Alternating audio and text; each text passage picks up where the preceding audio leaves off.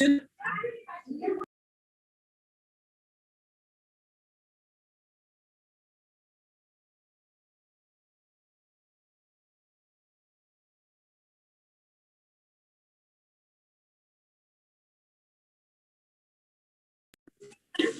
you very much.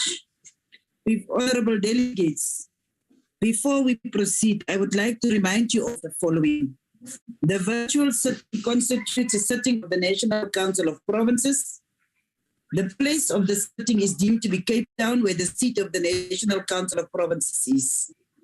Delegates in the virtual sitting enjoy the same powers and privileges that apply in the sitting of the National Council of Provinces. And for the purpose of the quorum, all delegates who are logged onto the virtual platform shall be considered present. Delegates must switch on their videos if they want to speak, and they should ensure that the microphones and the gadgets are muted and must always remain muted unless they are speaking. The interpretation facility is active. Members of the executive permanent delegates and others are requested to ensure that the interpretation facility on their gadgets are properly activated to facilitate access to the interpretation services. Any delegate who wishes to speak must use the raise hand function, and any delegate who wishes to raise a point of order should, in accordance with Rule 69.3, indicate in terms of which rules he or she is rising. I have also been informed that there will be no notices of motion or motions without notice. Before we proceed to the first order, let me take this opportunity to welcome the ministers and deputy ministers of Home Affairs, Women, Youth and Persons with Disabilities, MCs and all special and permanent delegates to the House. Honorable delegates, and I just want to specially welcome the Ministry of Women,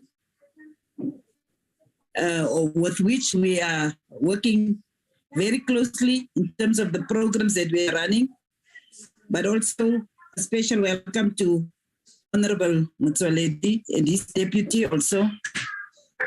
We will now proceed to the first order. There is the policy debate on budget vote 5, Home Affairs, Appropriation Bill B7 of National Assembly as Section 77 Bill. I will now call upon the Honorable Dr. P.A. Motsoaledi, Minister of Home Affairs, to open the debate. Honorable Motsoaledi, you are welcome.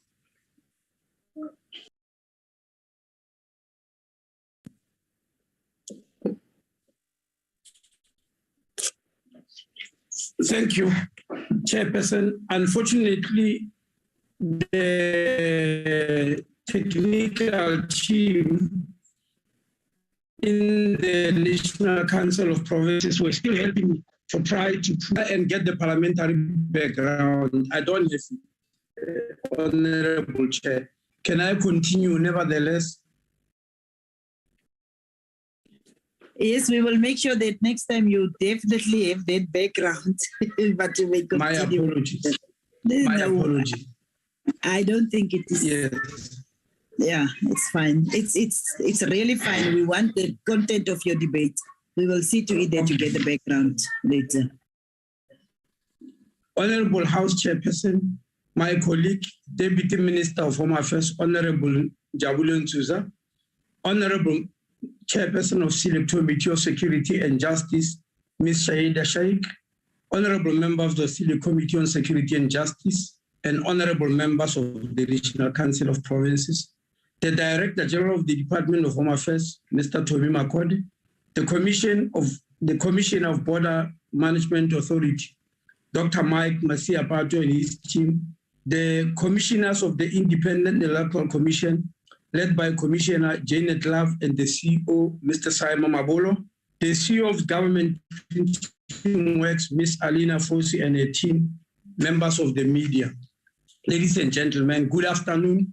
I have the honor of updating this House on the progress we are making in delivering on the key priorities of the Department of Home Affairs in serving citizens. It is not rocket science to guess that after I take a long queues in Home Affairs, to be expected because It is glaring and badly affects all the citizens. It gives me sleepless nights, but also throws me and the department into action. But to take action, one needs to know, understand, and analyze the causes. While the causes are many and varied, I wish to specifically pick up two important ones. If these two are not resolved, then even if the others are severally resolved, it will still make no dent. These two most important ones are systems downtown and shortage of home bodies in front offices, home bodies who must service the public in an efficient and timely manner, because no human being enjoys standing in a queue for a long time. As you know, the department consists of two main arms, the Civic Services and the Immigration. I will start with Civic Services because this is by far the biggest arm of the department. As I've already mentioned, system downtown simply means the number of times and the duration during which our IT system is down and unavailable for processing of documents. In my previous speech, I referred to it as the original sin. Some members of the public simply understand it as Home Affairs computers that fail to function and the department that is unwilling to fix them.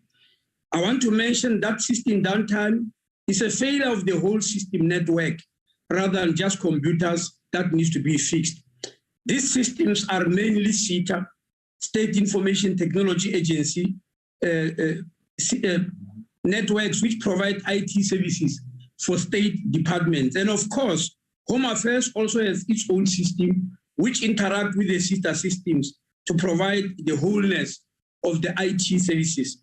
Last year, both SITA and the Department of Home Affairs were summoned to appear in front of the Portfolio Committee on Home Affairs in Parliament in the National Assembly to outline clear plans to deal with this perennial problem once and for all. Let me outline here the plan and the progress made up to so far.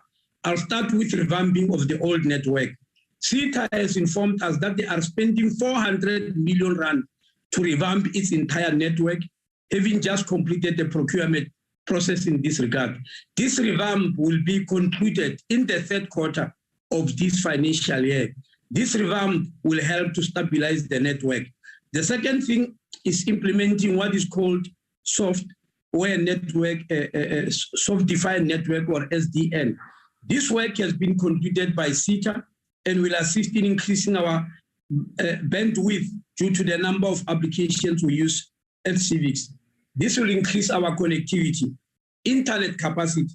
Honorable Chair, I'm not aware of any other government department that consumes as much internet services as Home Affairs does. Virtually, internet services are a sine qua non of the existence of the Department of Home Affairs. SITA has now doubled its internet capacity and introduced 3 failovers located in 3 cities, in Tshwane, in Cape Town, and eThekwini. This will ensure that if any of the network is down, there will be 2 more to support the services. Members of the Portfolio Committee in the National Assembly have always asked a question about something called redundancy, meaning a backup connection or network. Hence, these failovers in the 3 cities will assist in the redundancy. Development plan for cybersecurity. SITA has finalized its procurement plan to address cybersecurity for our IT infrastructure. This will be implemented during this financial year once the law enforcement agencies have given approval.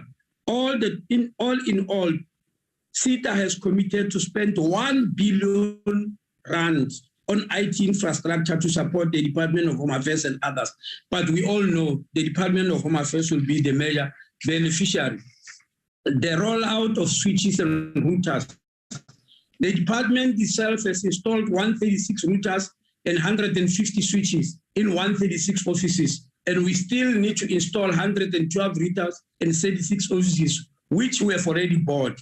Now, the issue of bringing of engineers from the banks. Honorable Chairperson, 2 weeks ago, I told the National Assembly that we have reached an agreement with a leading bank to bring 8 IT engineers to assist to stabilize our network and help install some key IT infrastructure. Today, I can announce that as I'm speaking to you now, these 8 IT specialists are in a meeting with the Department of Home Affairs, the State Information Technology Agency, and SARS in a marathon meeting that started at 8:30 this morning and will end at 16 hours 30 this afternoon.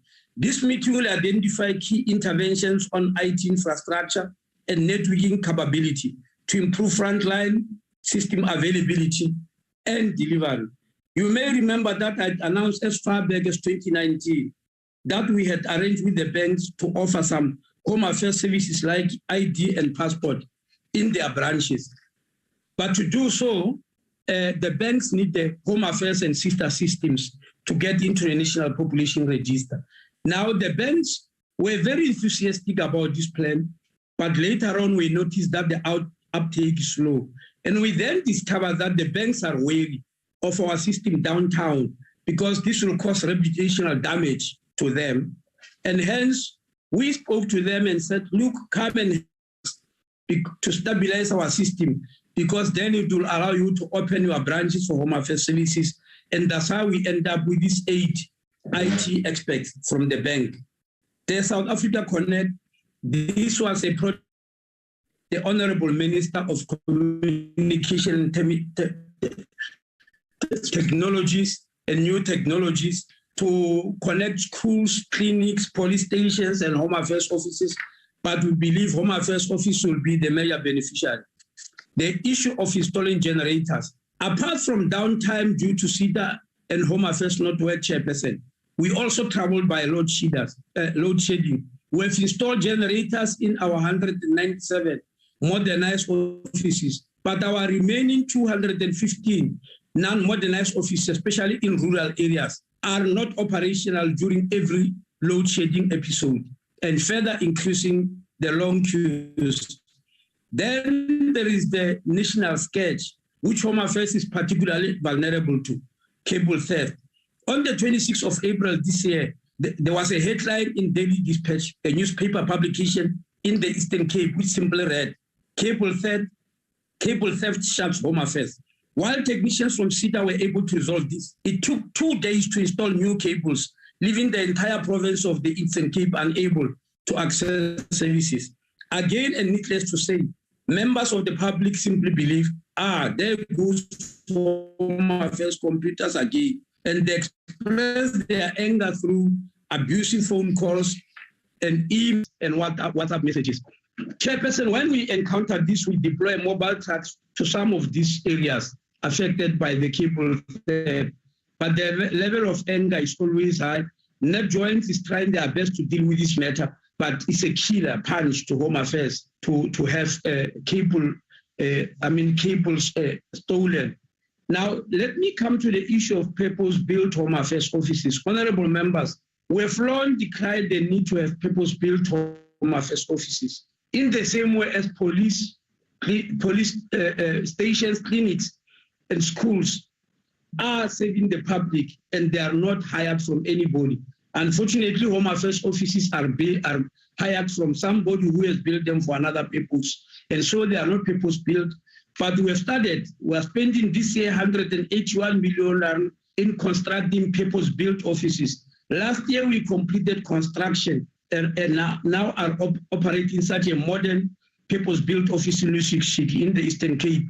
Construction is progressing very well in Toyando and Mkopane, Limpopo, in Daun in Northwest, and work has recently started in Stenga in KwaZulu-Natal. We also intend to build similar modernized offices in Khabisa and Harding in KwaZulu-Natal, Randfontein in Gauteng, and Mala in Mpumalanga in the 2023-24 financial year. In addition, we have registered 15 offices with the Presidential Infrastructure Coordinating Council to be built through the Public-Private Partnership, or a PPP, for a high-volume office. In Gauteng, there are 2 offices, namely the Byron Place in Tshwane and Harrison Street in Johannesburg. In the Eastern Cape, we have identified Buffalo City in Kabeja and Mtata. In KwaZulu-Natal, it's Pinetown and Gungudlovu in Mpumalanga, Emalakeni in Mbombela, and in Limpopo is in Polokwane. Home Affairs offices in malls. Honorable members, 2 weeks ago, I announced that we are opening Home Affairs offices in some malls in Pretoria, Johannesburg, Durban, and Cape Town. This move will enable us to offer services in improved conditions, in that malls have ample parking space, can offer shelter away from the sun and the rain. We have signed a memorandum of understanding already with the owners of the malls to enable us to move, and we are going to start in Mainland Mall as early as September this year. We'll then roll over to the other malls and the other cities. Since the announcements, a number of companies that own malls have contacted us. They are very much interested in this, and we are finalizing the areas where we'll choose these malls together with the CSIR, the Council for Scientific and Industrial Research, which helped us to identify what we call an access model, meaning where to place offices in terms of population density and service delivery imperatives. Other malls that we are expanding to will be Cresta Mall in Johannesburg and Southgate in Johannesburg, Tiger Valley Mall in Cape Town. The appointment booking system. Honorable Chair, the biggest statement we are making today in embracing ways of waging war on queues is the rollout of the online booking system called the BABS, or Branch Appointment Booking System. This system is used to book appointments only for smart ID cards and passports. It was piloted in 29 of our BCS urban and rural offices. The Lusukishiki office in the Eastern Cape is also part of this pilot. The results of this pilot have given us confidence that we can roll it out to decrease long queues. The pilot started in December 2021, and since we started, a total of 44,307 people have used the system between December 2021 and the 31st of May. That is last month. Our target is to roll out booking system to all our 43 large offices by the end of June, and we are on track to do so. I think the Deputy Minister is going to expatiate more on this problem. Staffing the department. Chairperson, some 5 years ago, Treasury ordered that no new post must be filled, even if they've been funded before. This led to havoc in Home Affairs, where the staffing in our frontline offices plummeted to a low of 39% in terms of capacity.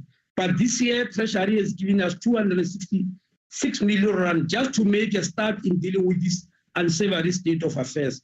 This money will enable us to hire 764 extra employees. Unfortunately, it will only take us to 42% capacity from the present 39. We also deploy mobile offices in the form of trucks. They visit our communities and especially schools, because we don't want to see learners queuing Home Affairs. This is one of the most effective ways of taking service to people. Home Affairs have got 100 trucks. We have just bought 10 more for 15 million. In this financial year, we are going to buy 15 more for 20 million rand. These trucks will also increase a footprint, and we aim to increase them by 100% in the following financial years. These trucks, Honorable Chair, are the ones that help us to speedily provide replacement IDs and birth certificate to people who lost their documents because of the recent floods in KwaZulu-Natal. The issue of digitization. Chairperson, you may remember that in the State of the Nation, the President announced that Home Affairs is going to hire 10,000 unemployed graduates for a period of 2 to 3 years to digitize 300 million paper records. Our paper records stretch from 1895, and unfortunately, they are all manual. They contribute to the long queues because people have to come to Home Affairs many times while information is being sought from the archives. On the issue of migration, Chairperson, this is another area of concern. I don't have to outline what is going on about it. Everybody knows it's a crisis. However, if I were to start analyzing what's happening in migration, it will need its own budget pitch. For the moment, it will suffice to say we have decided on a complete overhaul of the immigration system of the country. And complete overhaul means exactly that.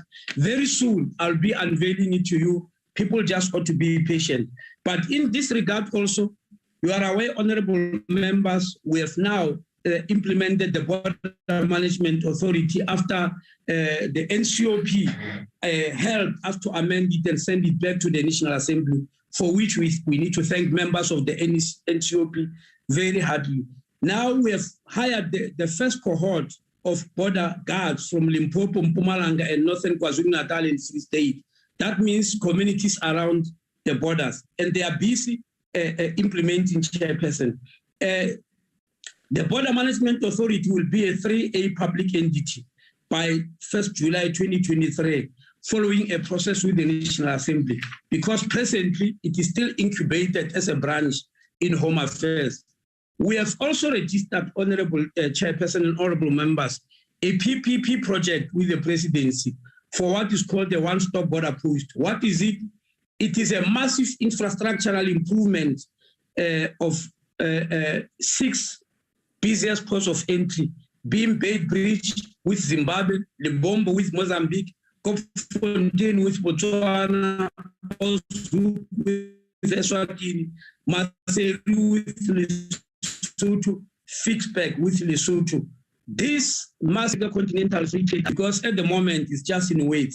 Honorable members will recall that the One-Stop Border Post policy was approved by Cabinet in March this year. On the issue of counter-corruption, honorable members will remain unflinching in commitment to fight corruption.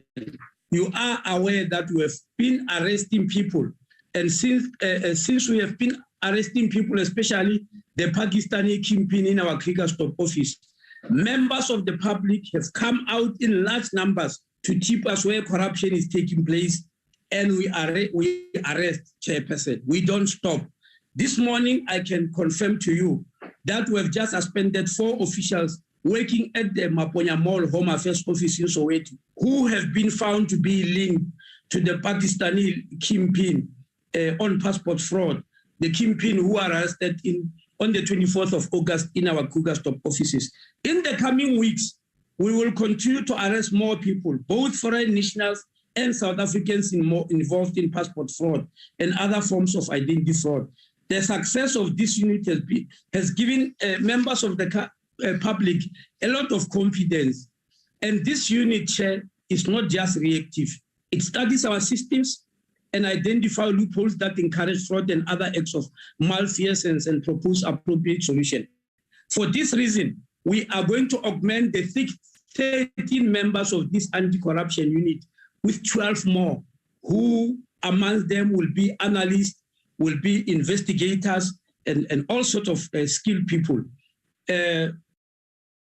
Chairperson, I wish to present a budget of 9.4 billion rand for the budget vote number 5, Department of Home Affairs, for the consideration of this House. Thank you very much.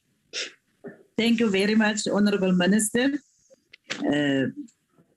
We are quite within our time. Thank you very much. We are now going to continue with the debate, and we call on the Chairperson on the Select Committee of Justice and Security, Honorable Sheikh, to continue with the debate. Honorable Sheikh, it's over to you.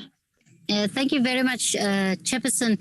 Can I request that I turn off my video, if I'm allowed, Chairperson? We currently in the Eastern Cape doing oversight work with the Joint Ad Hoc Committee, and I'm a bit concerned about the bandwidth on this side. If you allow me. You are allowed, Honorable Sheikh. You may continue. Thank you very much, Honorable Chairperson. Greetings to yourself, to the Minister of Home Affairs, Dr. Motsoaledi, the Deputy Minister, Njabulo Nzuza, the Minister for Women, Youth and Persons with Disabilities, members of the Executive Council or MECs, delegates of the National Council of Provinces, compatriots, comrades and friends. Honorable Chair, as we debate this budget vote 5, Department of Home Affairs, we do so during the Youth Month. We remember the selflessness, courage, and resilience of the youth of 1976.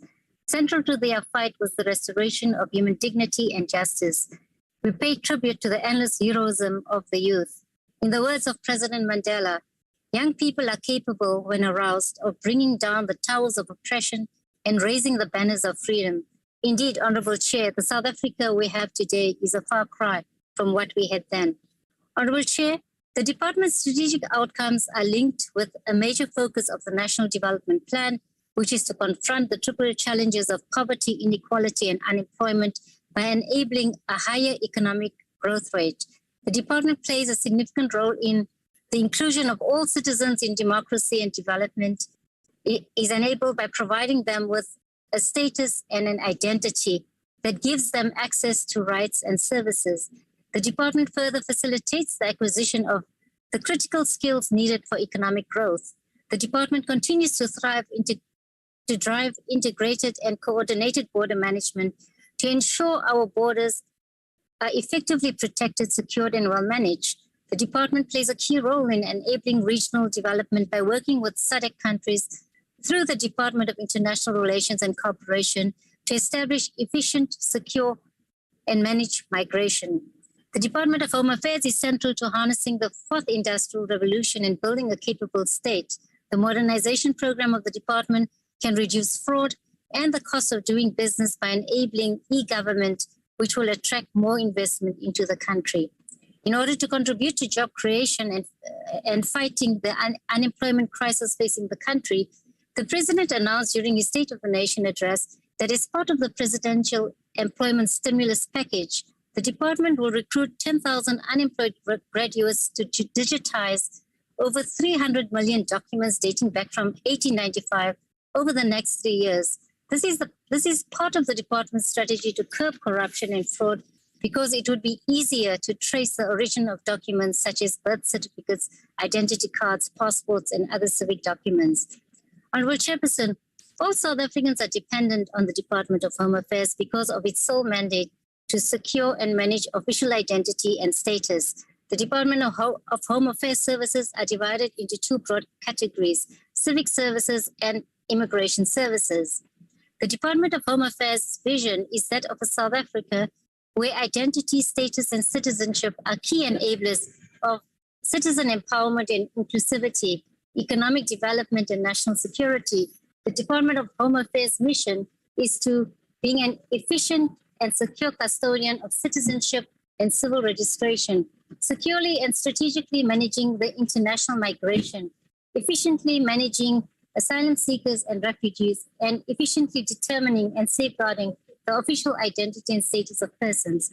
Honorable Chairperson, it is a fact that South Africa has a problem of porous borders. The historical fragmented border management approach has not assisted. The many problems associated with porous borders are trafficking of women and children, the smuggling of drugs, stolen goods, counterfeit goods, and contraband.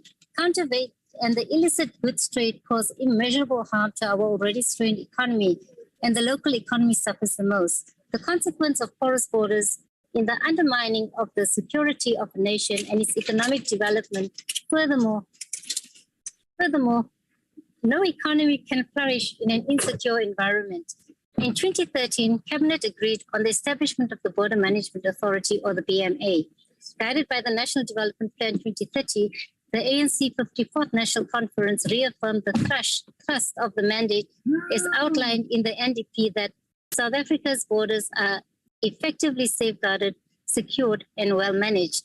Conference accepted the security assessment, which identified 4 categories of threats facing South Africa, which are threats to the territorial integrity of the Republic, threats to the authority of the state, threats to the safety and well-being of South Africans, and threats to the country's economic development.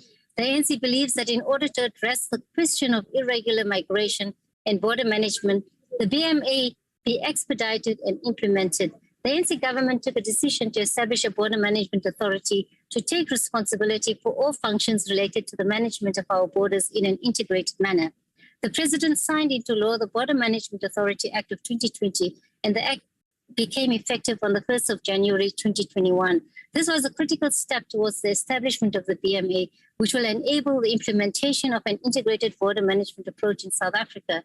The BMA will have jurisdiction for implementing border law enforcement mandates, such as facilitation and management of the legitimate movement of persons and goods within the border law enforcement areas and at ports of entry.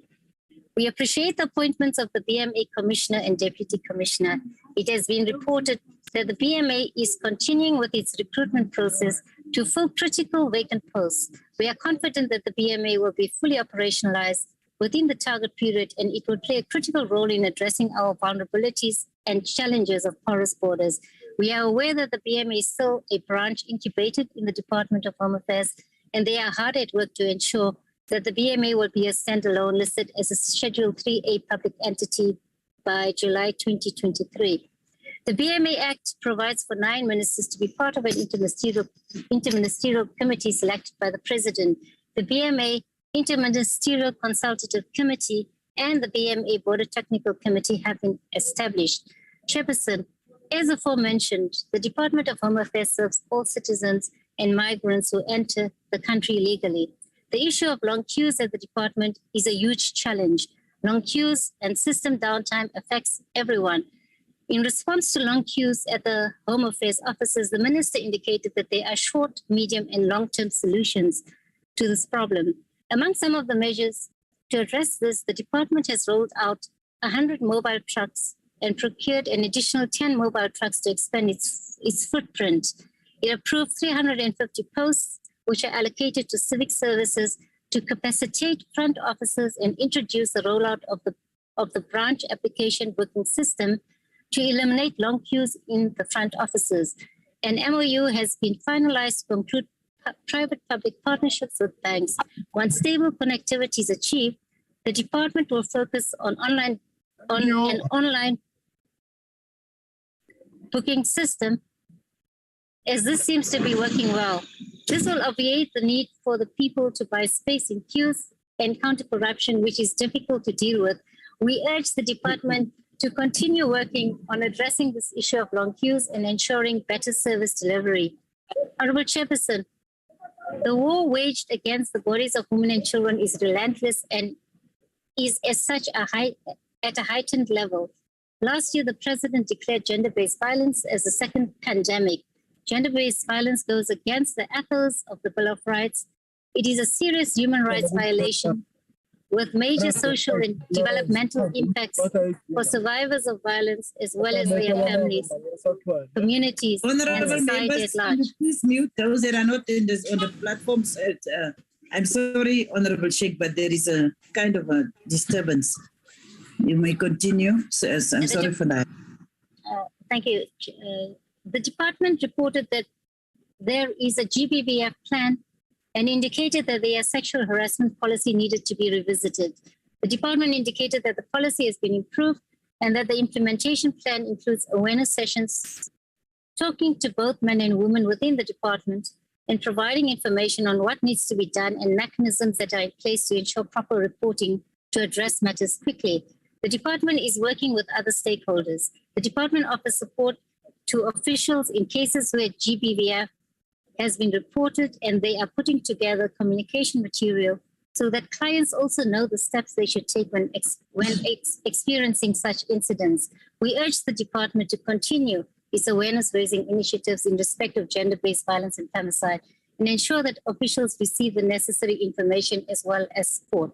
Honorable Chairperson, the ANC is committed to fighting corruption.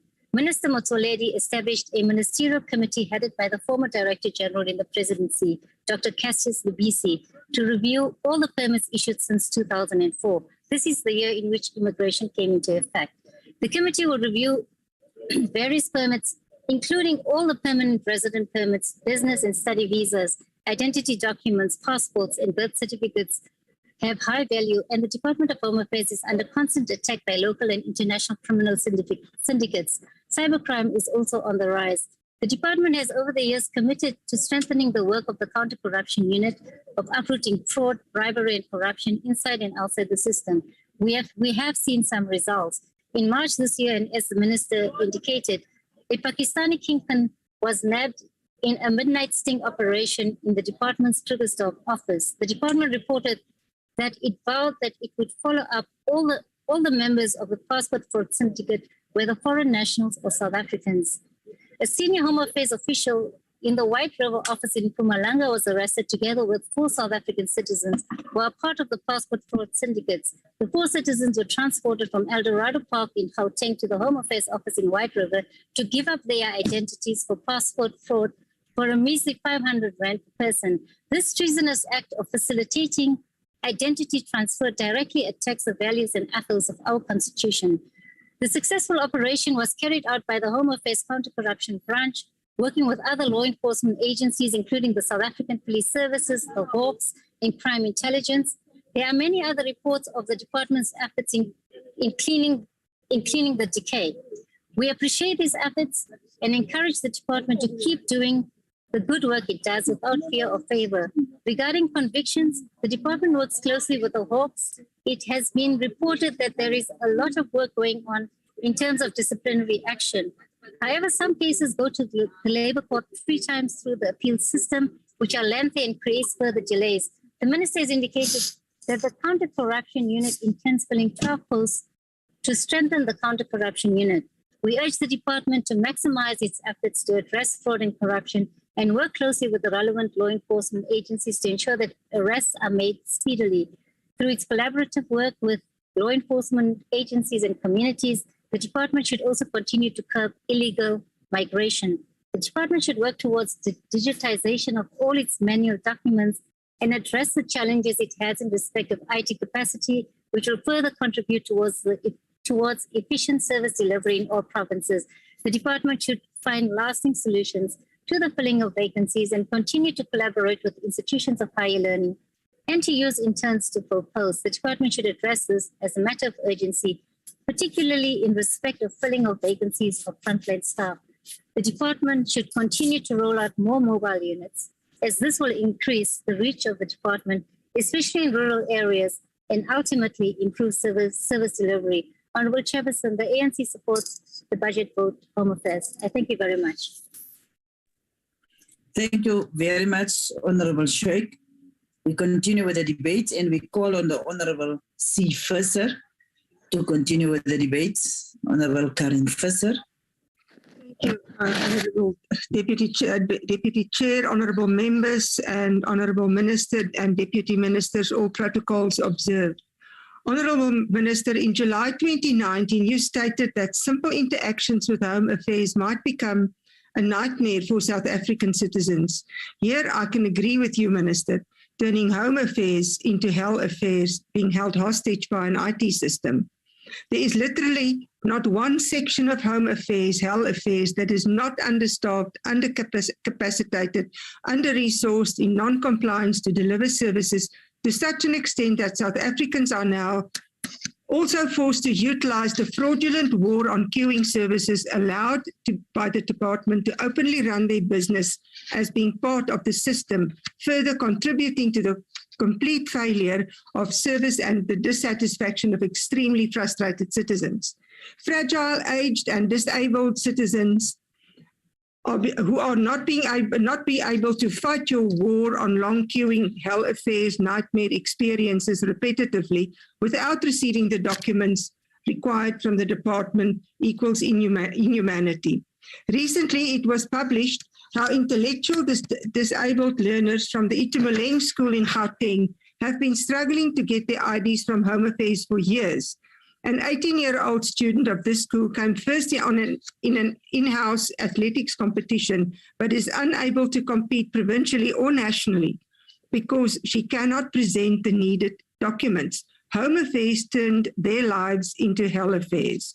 Although Home Affairs website provides a list of 12 banks where smart ID cards can be processed, this service is only available from one bank in Cape Town. Phoning the other banks to establish if smart ID cards can be obtained from them, it was confirmed that the plan could not be successfully implemented by the department. Honorable Minister, recently I had to assist South African parents working on a fixed contract in Zambia who tried for 15 months to register their baby boy at the South African Embassy in Lusaka without success. The Department of Home Affairs officials operating within the embassy were dragging their feet for 15 months, sending them from pillar to post, not following the processes as appears for birth registrations on your website. Most of the time, these officials were not even at office for a set appointment. Instead, the officials referred them to the Zambian offices of birth registrations, whilst Zambian legislation only allows birth registrations of babies born in Zambia from Zambian citizens. On their return to South Africa, the Zambian authorities refused to let the child return with the parents and threatened to place the child in an orphanage. This was a Hell Affairs nightmare, where MP Kanyile and I had to resolve this inhumane issue of incompetence. Mr. Thomas Sigama, Deputy General Director General at Home Affairs, stated in the media that parents should register their children within 30 days of birth, of which most parents proudly want to comply with. But listening to the hell parents go through to get a birth registration done is impossible and boils down to incompetence of management. Queries submitted to the department spokesperson are only that the department is working on it, but no further responses received to any follow-ups thereafter. Haniki Georgina Strydom was adopted by her biological father after her biological mother signed her off after a court judgment in 2018. Despite the court order, all relevant documents being driving up and down from Bloemhof to Wolmerandstad in the northwest, then sent to offices in Bulfontein in the Free State, then to Jan Kempdorp in the Northern Cape, fighting your war on queuing, closed offices, system failures, officials eating, drinking, watching videos on their smartphones resulted to non-compliance of a service. A hell affairs nightmare still ongoing, leaving this young girl in an identity crisis with legal implications explaining why her surname differs from that of her parents because she is not entitled to receive the services of Home Affairs, Hell Affairs. Honourable Minister, the Department has a constitutional and statutory mandate to provide services to the public, including birth registration, identity documentation, immigration status, citizenship, death certificates, and much more. This is the department's job. Citizens approach Home Affairs officers not requesting a favour from them, but exercising their right and complying within the said legislation of the land. Citizens of South Africa are entitled to efficient and transparent services of Home Affairs. Sadly, we must concede that the Department of Home Affairs is failing the citizens of South Africa within every service and in every office, truly creating anger in frustrated citizens. We must acknowledge the collapse of the Department of Home Affairs as much as we do the collapse of ANC-run municipalities in South Africa. I thank you. Thank you, Honourable Professor. We continue and we call on Honourable Muletsane to continue with the debate. Thank you, Chairperson. Thank you, Chairperson. Let me apologize for not switching on my video as I'm standing in for Honorable Zandamela. Chairperson, the economic freedom fighters reject the proposed budget vote for the Department of Home Affairs. One of the major responsibilities of the public sector is to ensure that all citizens have access to and receive services. Yet, despite its numerous regional offices spread across the country, this department has not been effective in the performance of functions such as the regulation of migration, registration of births, marriages and deaths, and the issuing of identity documents and passports. The department stands as one of the most dysfunctional departments in government, which is concerning to note as the services of the Department of Home Affairs are central to the everyday life of South Africans and immigrants in their country. We reject the budget for a department which is headed by a minister which has on numerous occasions displayed Afrophobic tendencies towards African nationals, blaming African immigrants on several occasions for clogging up service delivery in this country without a shred of evidence. The solution to migration is the development of the African continent and the creation of massive industries that will create sustainable jobs, not the criminalization of Africans who were born on this continent. The minister has also failed to deal decisively with the backlog of asylum seekers who have been waiting for many years for a decision of their application for asylum. We reject the budget of a department which is known for nothing but its disheartening queues, which often start at the early hours of the morning, beyond entrances of the majority of the branches of Home Affairs.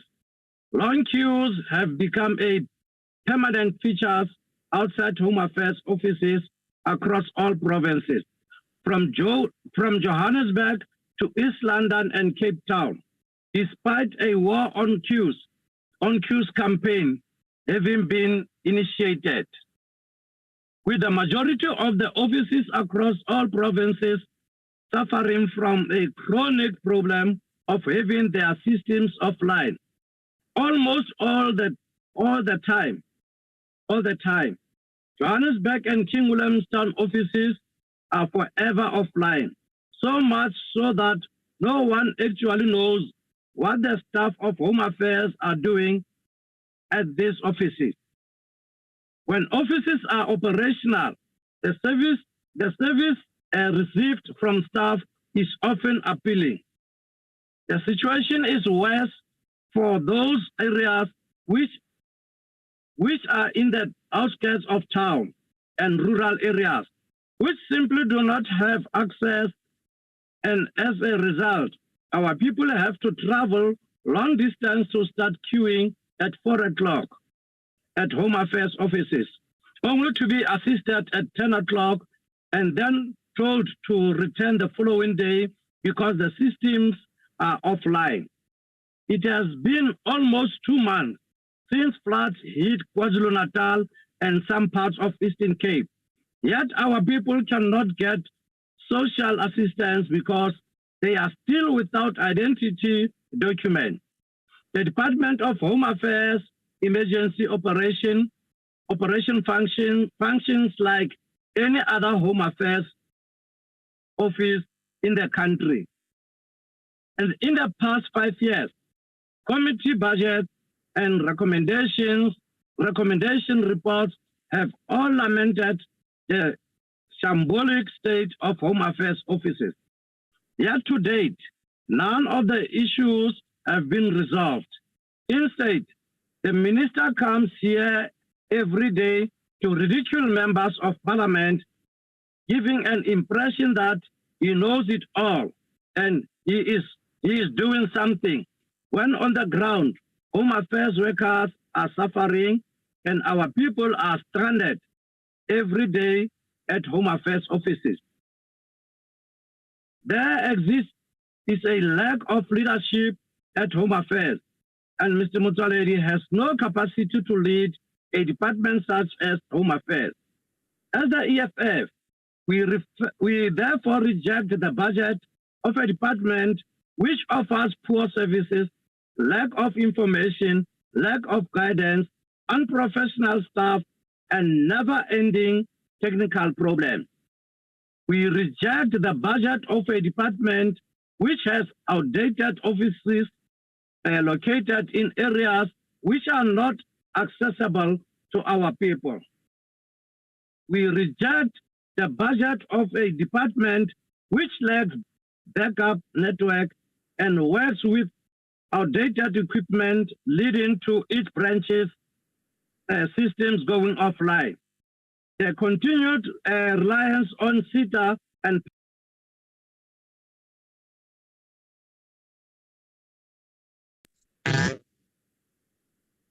the continued reliance on SETA and public works without a solution in sight is a sign of the collective incompetence of the ruling party. SETA prides itself on being the government's biggest consumer of IT goods and services because it relies on contractors who inflate prices and do poor work.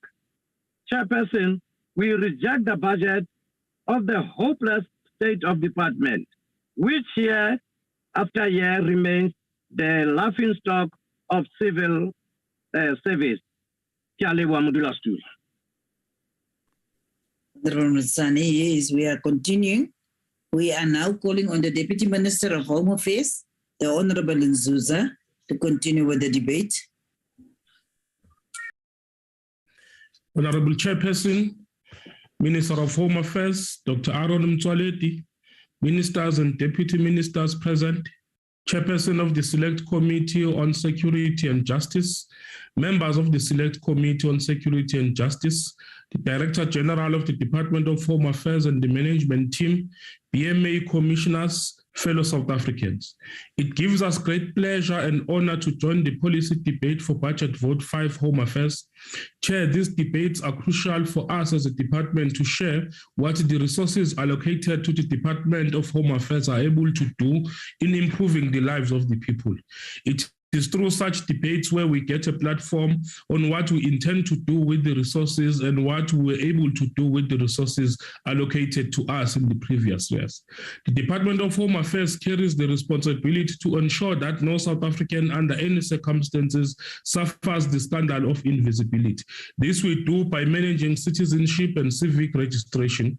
Chairperson, our commitment, resolve and ability to respond even in times of crisis was put to the test during the floods that ravaged KZN, Eastern Cape, and other parts of our country. The Department of Home Affairs responded to this crisis by deploying 9 mobile units, which have serviced 41 sites. We have serviced 2,224 citizens for smart ID card applications and issued 349 birth certificates on the spot. The reissue of both smart ID cards and birth certificates were at no cost to citizens, understanding that this was a disaster situation. The disaster situation also displayed the capabilities of our mobile units to service people in areas in which they live, taking both applications and issuing of enabling documents. We are currently operating a fleet of 100 mobile units, which also provide support to high volume offices and offices under distress. In the past financial year, the budget allowed us to visit 2,056 sites. This fleet has also been able to service 131,164 clients and school learners with smart ID card applications in the 21-22 financial year. This resulted into citizens saving thousands of rands in travel costs that would have been incurred had they gone to our offices. The 2021-22 budget allowed us to procure additional 10 mobile units which are ready for deployment. We will be procuring a further 15 of these mobile units in the 22-23 financial year. Through the mobile units, we are better placed to reach out to areas where there is little or no home affairs footprint, especially in rural and remote areas. The mobile units are also the backbone of our school smart ID campaign, which has benefited both urban and rural schools. Using mobile units, we have been able to target learners, ensuring that South African learners doing grade 12 sit for their examinations already in possession of smart ID cards. We have now also placed focus on grade 11, which saw the number of learners starting grade 12 without identity documents reduced from 8,186 in 2020 to only 2,560 in the 21 academic year. In the period, we visited 1,011 schools working in partnership with the Department of Basic Education. The additional mobile units purchased and the ones to be purchased in the new financial year will extend our reach and greatly enhance our school ID campaigns. Those who reject the budget are therefore rejecting our ability to go further and advance in servicing children in schools. Chairperson, the 2021-22 budget allowed us to issue a total of 2,369,172 smart ID cards. This would not have been able to do if we were forever offline. Figures are more accurate than perception. With this, we did surpassing the target of 1.6 million. This was despite the limitations imposed on operations by the COVID-19 pandemic and its management and preventative measures. Of the smart ID cards issued, 966,068 were for first-time applicants, comprising mainly of the youth. It is a significant improvement compared to the 622,000 issued to first-time applicants in the previous financial year. It is indicative of the impact impact and the improvements we are making in the lives of young people of our country. This we can never do, Chairperson, without the resources and the budget that we are deliberating upon today.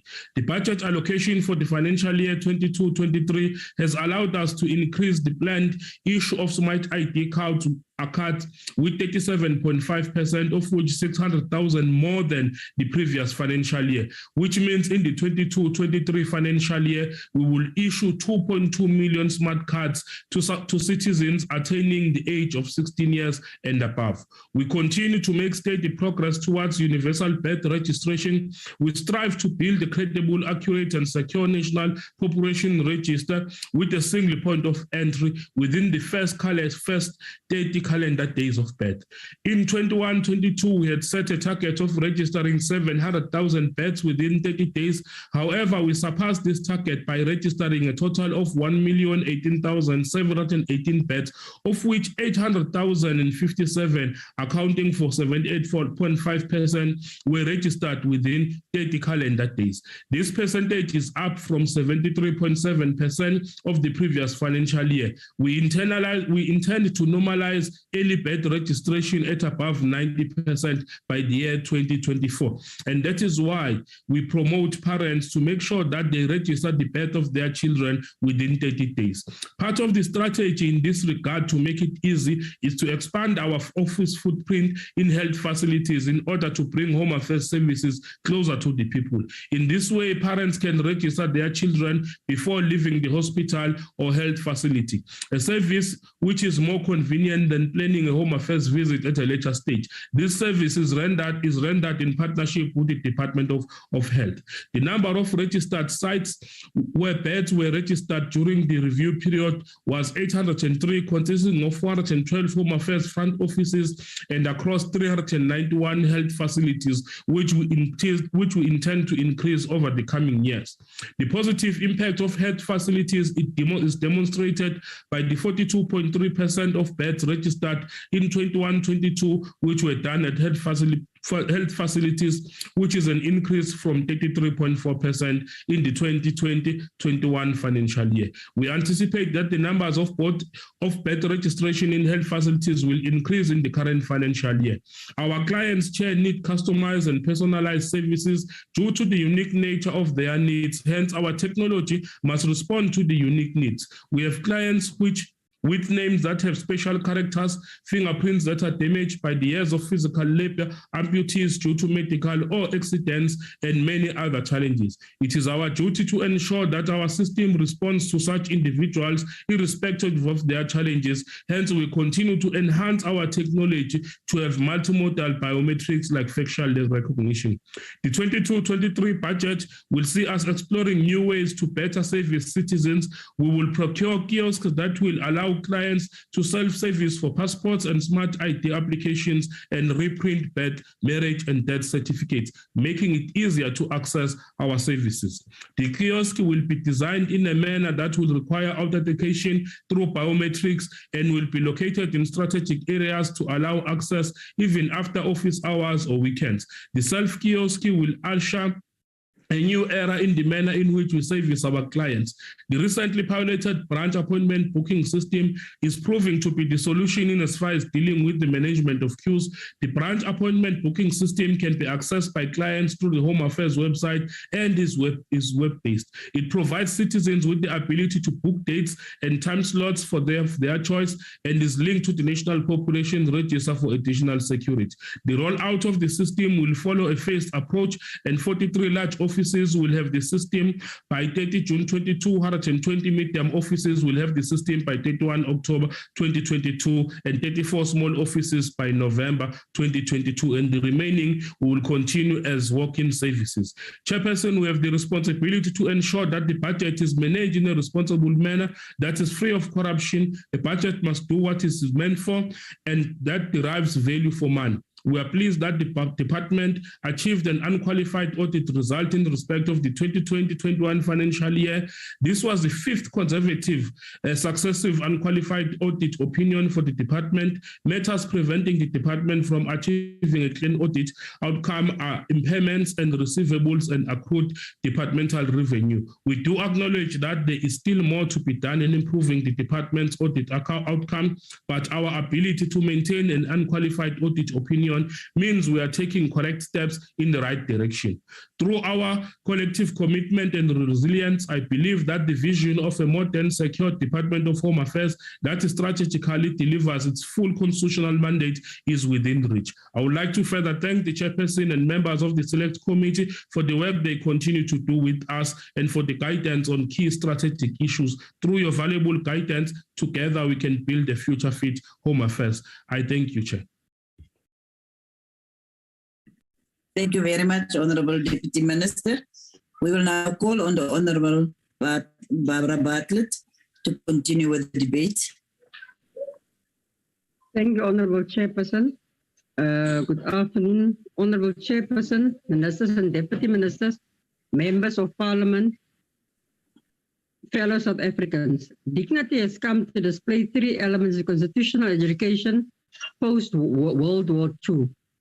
Firstly, the ontological element which entails that human beings have equal inherent human dignity that cannot be weighed or diminished. Secondly, Honorable Chairperson, the element being the claim that inherent human dignity has to be recognized and respected. Thirdly, Chair, the limited state claim as a 3rd element which entails that states have a positive obligation to progressively realize human dignity through a mechanism of socio-economical rights. Section 10 of the Constitution entails that everyone has inherent dignity and the right to have dignity respected and protected, Chair. Human dignity is a central value of the objective, normative value system established by the Constitution. A person's identity is inextricably linked to the human right dignity. The core mandate of the department ensures the realization of this right, which is to secure and confirm our identity and citizenship. Securing the identity and status of every citizen, Chair, as part of our journey towards socio-economic transformation and the restoration of the dignity of citizens in line with the Constitution of the Republic of South Africa. Honorable Chair, the Department of Home Affairs touches the lives of citizens from the cradle to the grave, starting with the registration of infants within 30 days of birth. After birth certificates, the department issues identity documents which enable citizens to do various transactions, like opening an account, applying for a business license, or registering for a course. Secure documents like passports also ensure our people are treated with respect, even when they travel outside of the country. When people enter into marriages or civil unions, the department is involved.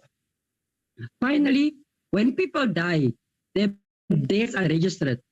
The civic arm of Home Affairs is the biggest and the most active. For any individual to live a stable, productive, trouble-free, and beneficial life within the confines of the laws of the country, such an individual needs the services of Home Affairs at least 3 times within their lifetime. Honorable Chairperson, one of the priorities of the ANC government is to build a capable and environmental state. A capable state is necessary for effective service delivery and guides economic development. A developmental state must be capable of leading, guiding, and mobilizing all social partners towards achieving national objectives and goals. Honorable Chairperson, the Citizen Affairs branch is responsible for providing secure, efficient, and accessible services and documents to citizens and lawful residents. It ensures that entry to the population register happens within 30 days of a child's birth. It maintains the number of smart identity cards and has a target of 3 million per year. It also targets to issue 90% of machine-readable adult passports through the new life capture process within 13 working days. Honorable Chairperson, one of the long-standing priorities has been to clean up the National Population Register, the NPR, which continues for historical reasons to contain significant encourages. One of the key approaches to clean up the NPR has been to persuade all parents to register their children within 30 days. of birth. To optimize birth registration, the department continues to improve connectivity at the health centers through its increased footprint plan. The committee has recommended that the department connect more hospitals to ensure that more births are registered at hospitals. This will assist with cutting long queues at the Department of Home Affairs offices. Honorable Chair, during his State of the Nation address, our Honorable President Cyril Ramaphosa announced that 10,000 unemployed youth will be hired to take on the enormous task of inputting the records on the department's system. This is part of the presidential employment stimulus. With 10,000 people working on this, the department believes that it will have records within 2 to 3 years. It has been reported that there are more than 300 million paper records dating back to the 18th. This is an indication that the Department of Home Affairs is ripe. This recruitment drive will enhance the skills of those who are recruited and contribute to the modernization of citizen services. Addressing unemployment is critical in rebuilding the economy. Honorable Chair, more than 222 billion rand has been requested from National Treasury for this project to cover equipment and salaries. The Minister has indicated that this is not an internship program, but rather a recruitment drive open to all unemployed young people with IT qualifications. We look forward to seeing this. The triple challenges of inequality, poverty, and unemployment must be addressed with urgency. Honorable Chair, the government printing works is a success story for the country. This is a highly efficient, self-funded organization that produces, amongst others, secure passports and smart ID cards. The GPW has positioned itself as high security print of official documents and contributes to security and credibility of government. The GPW has expanded and is expanding its footprint on the SADC region. For instance, the Namibian Ministry of Home Affairs and Immigration visited GPW on the 14th and 15th of March 2022. The targeted products were birth certificates. It has been included marriage certificates and death certificates. A new product, refugee permit, has been included in portfolio. 60,000 copies of Namibian birth certificates have been produced and were delivered to Namibia in April 2022. The GPW works with Eswatini University, the Examinations Council of Eswatini, Somalia, Kenya government, press, DRC, Ethiopia, and Lesotho. This must be applauded. Honorable Chairperson, the natural disaster which befell the people of KZN and Eastern Cape could not have come at a worse time. The ravages of the COVID-19 pandemic and impact of the July unrest still affect many people. Deputy Minister Nzuza and KwaZulu-Natal Premier Sikalala handed over enabling documents to people who were affected by the floods in the province. The rationale was to ensure that those affected by the floods are able to access basic services such as banking and social services. This was to ensure that the communities reclaim their lives and return to normality. The Department of Home Affairs also deployed mobile units in order to receive applications for enabling documents such as IDs and birth certificates, which were lost as a result of the disaster. Honorable Chair, the reissuing of birth and death certificates came at no cost to the affected communities. This must be applauded. Regarding the challenge of long queues, it has been reported that CITA has informed the department that they are spending 400 million rand revamping its entire network, having just completed a procurement process in that regard. This revamp will be concluded in the third quarter of this financial year. It has also been reported that CITA has doubled the internet capacity and introduced 3 followers located in 3 cities, namely Tshwane, Cape Town, and Chikwani. This will ensure that if any of the network is down, there will be 2 to support our services. Minister has also indicated that the department will be bringing in 8 IT engineers from the banking sector. Honorable Chair, we will be monitoring this and other developments. Creating a better life for all is a priority of the ANC. Honorable Chairperson, the ANC supports the budget vote. I thank you, Honorable Chair. Thank you very much, Honorable Bartlett. We are continuing and we call on the Honorable Isaac Sileko to continue with the debate. Honorable Sileko.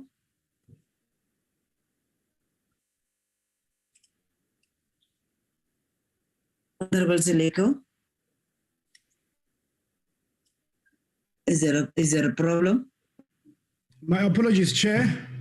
Can you hear me? We can hear you. Thank you. Honorable Deputy Chairperson, honorable members, and honorable Minister and Deputy Minister.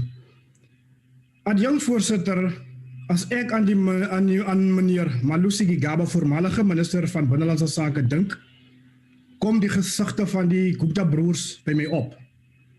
There was a special link between the minister and the Guptas, but for a long time the minister could not remember whom of the brothers received South African citizenship when he was the Minister of Home Affairs. However, I am extremely glad for the former minister that at least two of the Gupta brothers are apparently returning home. I hope they will find each other in Orange and get consensus about the citizenship issue. Home Affairs has a new minister, the Honorable Aaron Motsoaledi, and in less than 2 years, this minister will find out that the people had, amongst others, enough of him and his dysfunctional Department of Home Affairs. Home Affairs is an important department that affects all South Africans, all South Africa's lives. In SONA 2022, the state president, Mr. Phala, promised that 10,000 new positions will be recruited from young graduates. I hope these youngsters, if the plan succeeds, of course, will apply the principle of people first. It is unfortunate that the poorest of the poor have to experience the lack of respect from a department which is vital to them. Every year, Deputy Chairperson, we debate the inabilities of this department, and every year, matters get worse. We hear about lazy officials that cannot or do not want to do the work. One would think they are being forced to work there. We hear of people who stand in long queues for hours, and when they get into the facilities, they hear that they must come back as the system is off. That adjunct Foster is an farmer scandal. Often we receive the service is so humiliating that the Human Rights Commission has to intervene. However, not even this has an effect on the victims still have to go from pillar to post. We hear of almost systemic corruption, and just recently I read about directors that were suspended. The problem is that corrupt official simply follows the actions of more corrupt politicians. We hear of people that pays to jump the queue. We hear of people sitting in those queues without anything to eat or to drink. We hear of elderly people who cannot get SASSA money because they do not have IDs. Adjunct Voorsitter, 'n artikel wat Opankosi onlangs in die City Press geskryf is, illustreer die redes vir gemeenskappe se woede oor die binnelandse sake se powere diens en ongevoeligheid. Nkosi writes that only 184 of the 411 frontline staff have access to the system that issues smart IDs and passports.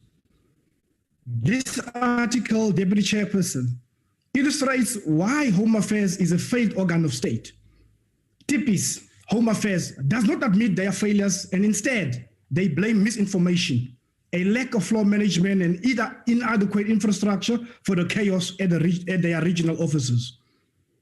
In the offices, more than 200,000 smart ID cards and 70,000 green barcoded ID books are ready for collection. Adjunct Voorsitter, laat ek vir u 'n werklike scenario skets van wat met ons mense by binnelandse sake se kantore gebeur. On a morning in Roodepoort, Gauteng, people wrapped in blankets are prepared for a long day of waiting. When the sun starts to rise, more people arrive and find their places in the respective queues for birth certificates, temporary IDs and passports. Some who needs to attend to physical needs pay car guards to keep their places in the queue. Inside the building, the security guards are waiting cozily for 8 a.m. before they start to book appointments. After 3 hours in the line, a person has to return home because he could not show confirmation for an appointment. Adjunct Voorsitter, wat het geword van die beginsel van Batupile en die mense eerste. I read about a woman who went to Home Affairs in 2020 to upgrade her child's birth certificate. She needed an abridged version as she wanted the father to have the legal power to step in if something happens to her. No one wanted to assist her. Deputy Chairperson, the funding budgeted for Home Affairs is insufficient, but so is their effectiveness and abilities to render services. I use this opportunity to plead to the Minister to increase the mobile offices and to take Home Affairs to the people. At least that way, the people will not have to travel far for IDs. I thank you. Thank you, Honorable Seleko. We are calling on Honorable Hadebe to continue with the debate. Honorable Hadebe. Thank you, Honorable Deputy Chairperson, Honorable Minister, Honorable Deputy Minister. It is undeniable that the Department of Home Affairs has been dysfunctional for years and has been functioning in a perpetual crisis mode. The tragic reality is that the people of South Africa, hardworking people, bear the brunt of this broken system. This broken system sees our people rising at the crack of dawn to queue at Home Affairs offices, desperately waiting for some, if any, assistance. This broken system is aggravated by corrupt officials, a shortage of critical staff, and dilapidated offices. In its annual performance plan, the department emphasizes that the department is, I quote, central to harnessing the fourth industrial revolution and building a capable state, close quote. However, all we see and all the people of South Africa see are endless queues, unanswered calls, dilapidated offices, and a system that always seems to be offline.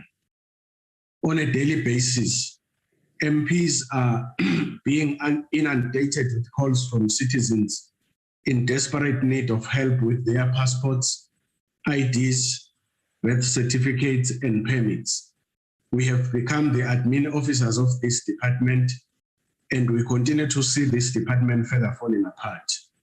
The IFP, however, believes that the biggest crisis the department faces is an immigration crisis. The current manual asylum seeker system has been abused and riddled with corruption and fraud. It seems that the corruption is endemic, and the Border Management Authority, being hailed as the so-called solution, will not only cost us millions to implement, but it will also take years to become fully operational. This immigration crisis and our government's deep failure to manage our borders in a cooperative manner has seen citizens being pitted against non-citizens, the rise of xenophobia, and has destabilized communities. This is all directly due to a dysfunctional department and failing government.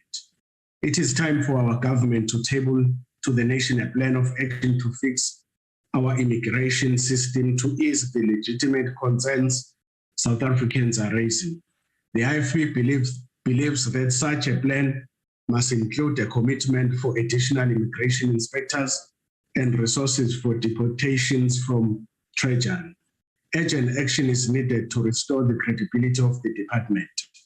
The public has a right to be treated with dignity and to be served with efficiency and competence at the offices of Home Affairs.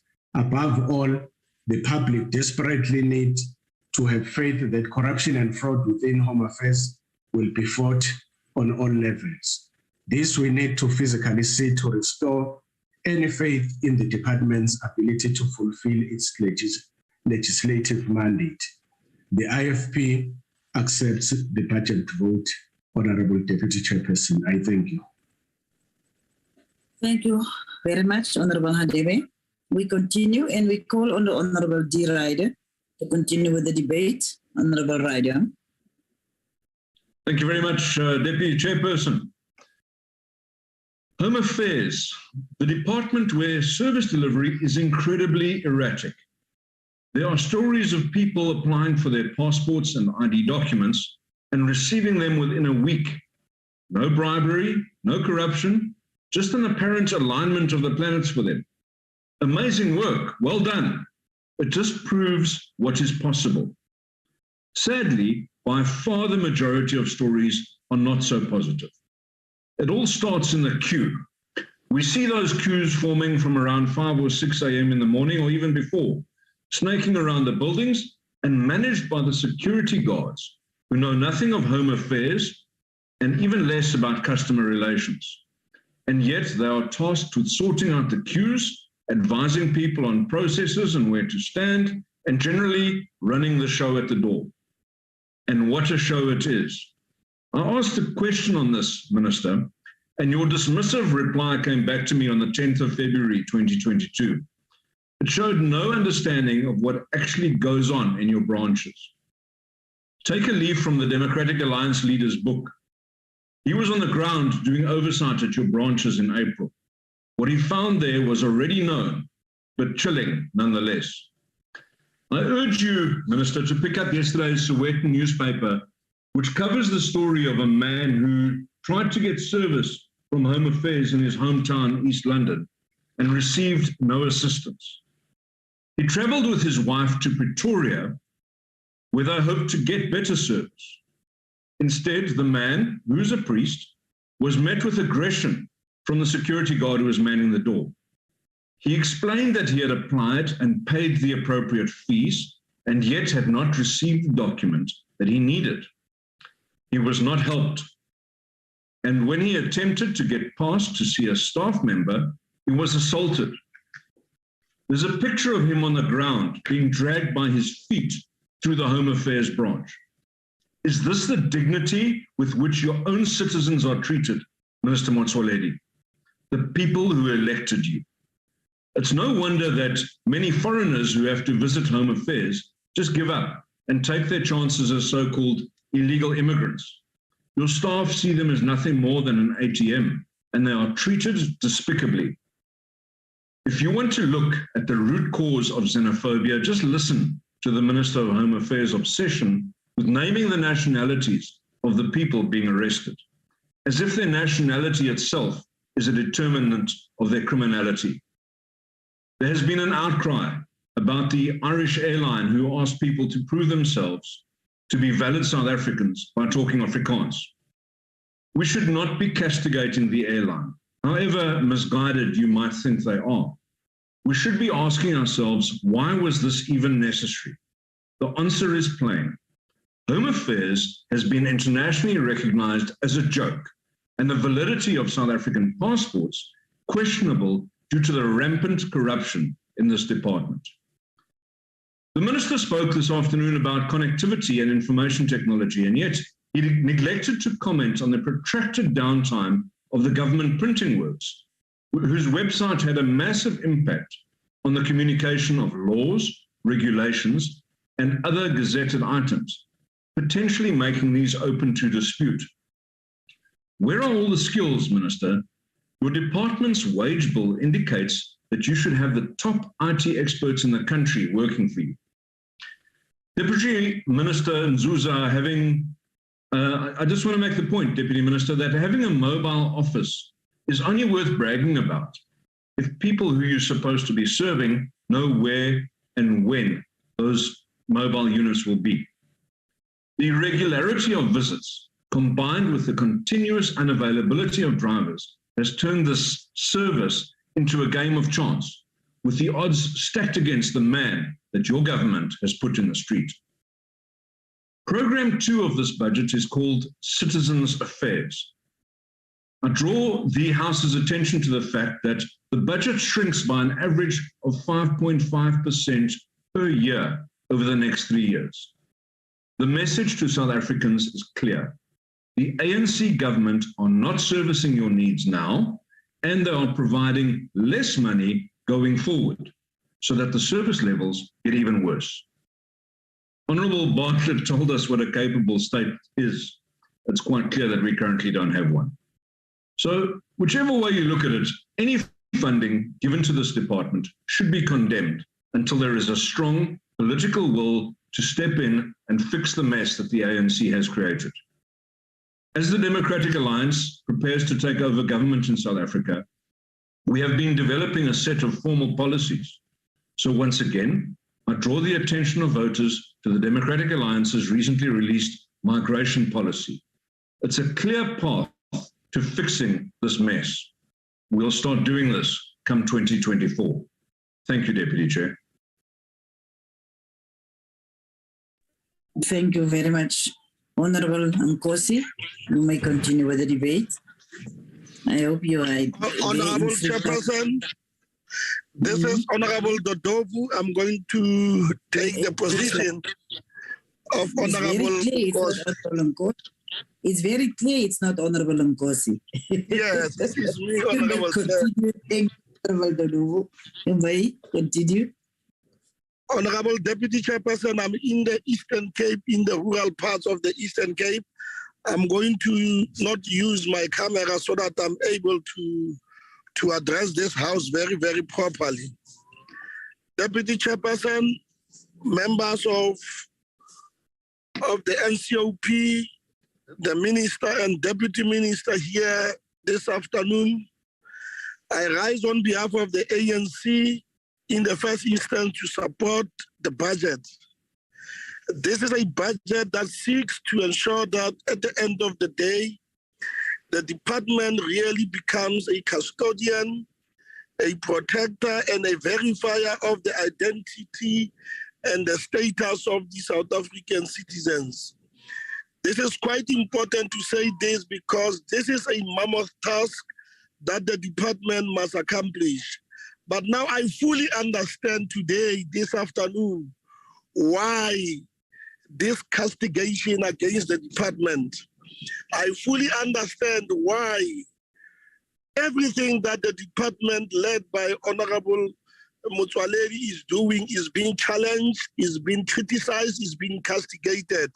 It is precisely because the DA, Honorable Ryder is confirming this afternoon that the DA seeks the votes, they seek to become a government, and therefore anything that and everything that the department is doing is going to be challenged. Because in that way, for me, he seeks votes like a predator at the smell of blood. They want to attract the voters because they use this trumpet of attacking everything that the department is doing, despite acknowledging the fact that there are serious challenges that the department is confronting and that the department is doing quite well to ameliorate the situation that we find ourselves in. Now, at this time, Honorable Chairperson, under the guidance and leadership of Honorable Motsoaledi, I think the department is resolute. I think the department is positioned. I think the department is ready to ensure that we address all the challenges and the problems that are affecting us, be it the long queues that are experienced in our offices of Home Affairs, be it the issue of illegal immigrants that we have in our country, be it corruption. And for the very fact that there are senior officials who are being arrested in the department, it is precisely because of the work that the minister is doing to ensure that we uproot corruption and all of its manifestations. And this is very, very good. And we are saying that the minister must stand up and address an important issue of overcrowding and long queues in the offices. This is an important matter, and this budget seeks to attend to that. And I want to sincerely implore on this department to ensure that we truly, in a very genuine way, address this issue of long queues in our offices. But at the same time, the minister has carried the bull by his horns by ensuring that he speaks openly in a very articulate way about the problems of illegal immigrants. And some of these illegal immigrants, Honorable Chair, we must say it, some of them commit crime in our country, some of them open businesses illegally, some of them perpetuate the issue of drugs that we see in our society. Not all of them, I must say, Honorable Chairperson, like some members inclined us to believe. Some of them are doing these things, and the Honorable Minister is at the forefront of this campaign, is at the forefront of ensuring that everybody who lives in South Africa is recorded, is registered, is known. And for me, this is quite important. It's a process that is going to take some time as a country to deal with, but having a minister like Honorable Motsoaledi, we are quite confident that is going to make an indelible contribution, that is going to make an impact in terms of addressing this particular issue. And I'm surprised to hear Honorable Siletu speaking in the way that he's speaking. I think he has developed a functional blindness on his own defects. For him to stand up and criticize without bringing solutions to the problems that he and me and the minister are seeing as South Africans, I think he's going down. And our view is that we need to continue to attend to these particular issues, Honorable Chairperson.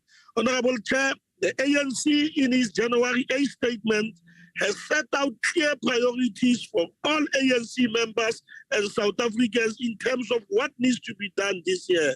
Among those priorities is to defend our democratic gains against attempts to undermine our constitution, as well as the order that we find ourselves in, to build a capable state, as Honorable Butler has eloquently said it, to ensure that we are effective, we are ethical, and that we drive the implementation of transformation agenda in the way that is going to inspire confidence.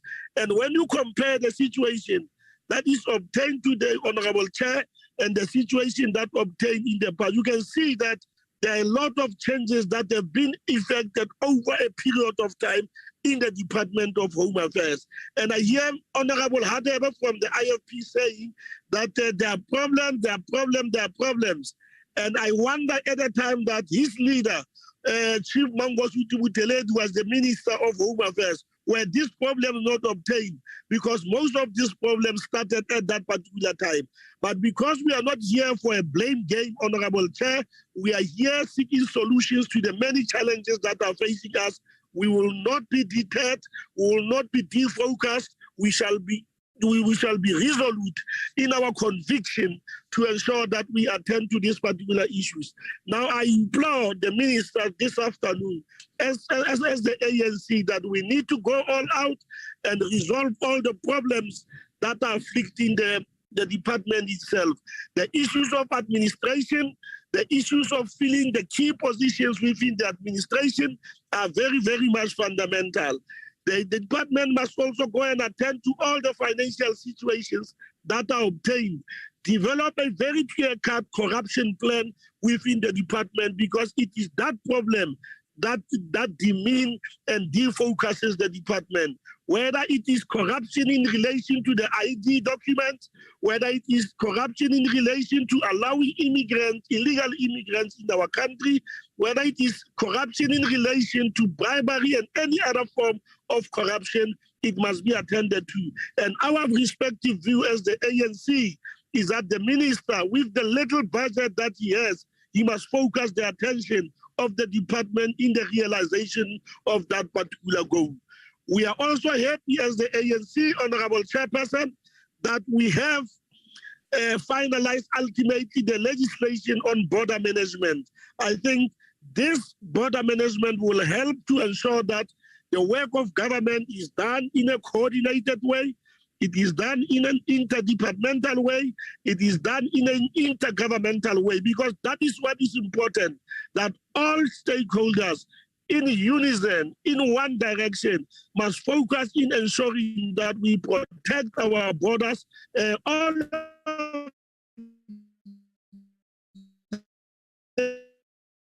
irrespective, to ensure the illegal immigrants, which is a problem in this country. And we are quite happy that all the systems are being put in place, and that all structures are being put in place, and that all processes are being put in place. And at the end of the day, we are going to see the rollout and the implementation of the border management as an authority, which is quite important. And in our respective view, given how we have adopted and passed this law, that it is going to solve many of the problems that are facing us.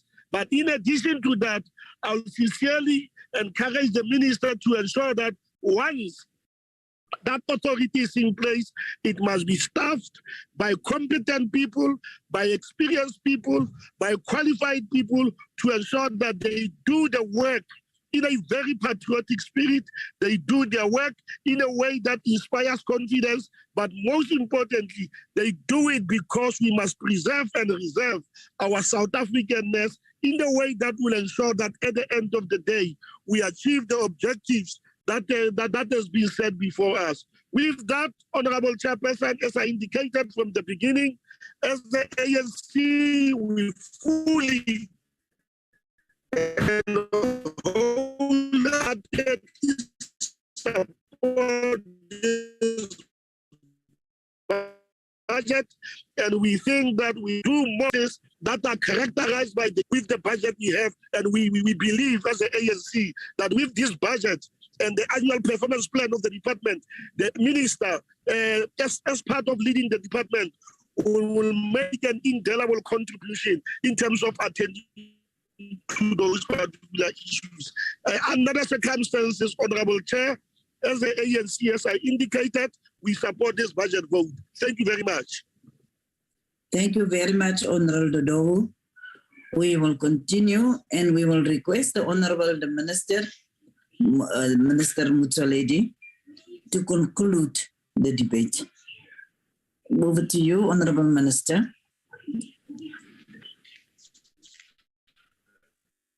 Thank you very much, Chairperson. Mrs. Fesser from the DA, most of the problems you mentioned in our debate are already given the solution in the budget speech. I'll really humbly ask you to go and reread the budget speech again. You'll find the solution there. But together with other members of the DA, you kept on mentioning the word collapse department. I want to give you statistics because figures don't lie.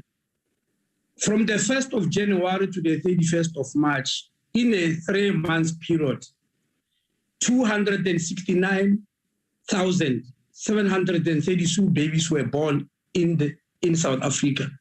204,000 of them, 204,108, they got their birth certificate within 30 days. The remainder got their birth certificate even though it was after 30 days. That is the first 3 months of the year. A total of 902,000 people and 14 received their smart cards. We issued 26,864 passports for young people, youngsters, and 136,803 passports for adults. All this work was done in the first 3 months by a department that is supposed to have collapsed. Now there is this story of KwaZulu-Natal floods, which keep on being repeated from EFF desks. I'm saying so because there was a claim during my budget speech just 2 weeks ago in the National Assembly that the flood victims are unable to obtain social services because Home Affairs did not play its role. I'm challenging you to go to the Hansard to find the answer there in figures, but because this thing is being repeated, I would like to repeat it again. This is for the third time. Deputy Minister gave the figures today because he was running the program. I'm giving it for the third time so that we have got resources. The Department of Home Affairs in KZN visited 38 sites in eThekwini, physically going there to the people, not waiting for them to come Home Affairs. 3 sites in Ugu, 4 sites in Ilembe. In total, 2,394 people who lost their documents were held. And sadly, 334 death certificates were issued, without which people would not have been buried. And these were free services, all in all. So please, to keep on repeating the same story again and again, and hoping that one day it will be true, doesn't just cut it. Home Affairs went there with our mobile trucks, and actually the Premier of KwaZulu-Natal was shown with the Deputy Minister going around giving people the IDs, the documents they've applied for. Mr. Selek, you mentioned the issue of mobile trucks.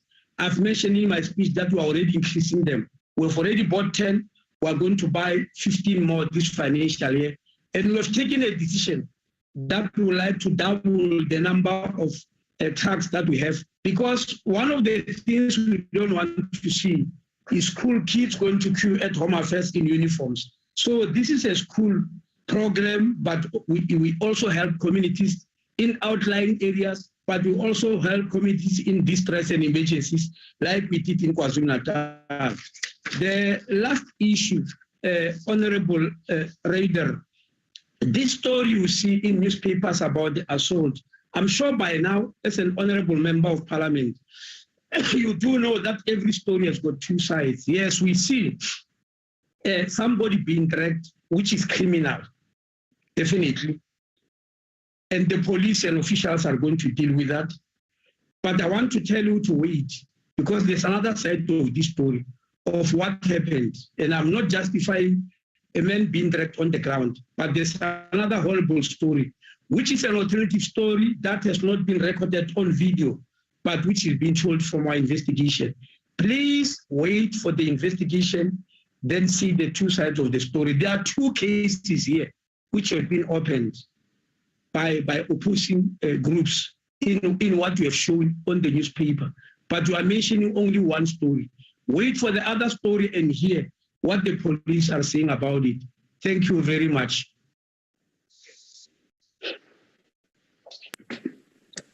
Thank you very much, Honorable Minister.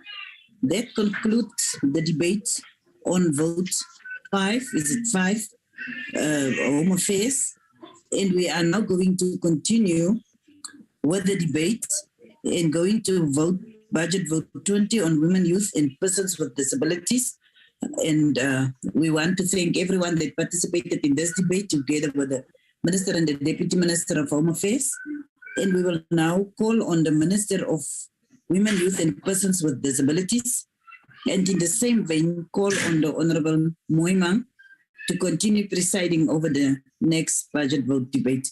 Over to you, Honorable Minister, and it will be presided over by Honorable Moimang.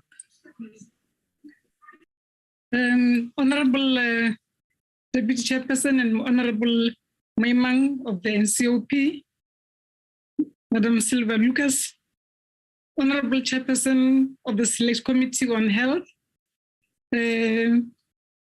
Honorable Gilliam, it is our honor to present before you and this August House the budget vote for the Department of Women, Youth, and Persons with Disabilities. The budget vote demonstrates the commitment by our department to empower and advance interests of the most vulnerable groups in our society. This must be achieved through socioeconomic acceleration to overcome the persistent scourge of GBVF, the economic exclusion and marginalization of women, youth, and persons with disabilities, as well as the lack of representation of the vulnerable groups in decision-making processes. The department continues in accordance with our mandate to advocate, monitor, evaluate, and regulate for the rights of and empowerment of women, youth, and persons with disabilities as enshrined in our Constitution of the Republic of South Africa. Honorable Chair, the recent fourth quarter statistics released by the Minister of Police, Honorable Peggy Cele, reveal a horrific picture on the state of our nation. In this regard, the mounting socioeconomic pressure that millions of South African households are subjected to become the breeding ground for social instability, criminality, and violence. The unfortunate reality is that women, youth, and persons with disabilities bear the brunt of the crisis of crime in our country. We must therefore intensify our interventions aimed at addressing the second pandemic in our country. The NSP of the GBF is currently in its second year of implementation. I'm pleased to inform this August House that the Inter-Ministerial Committee, which I chair, continues to do its work of coordinating the implementation of the NSP.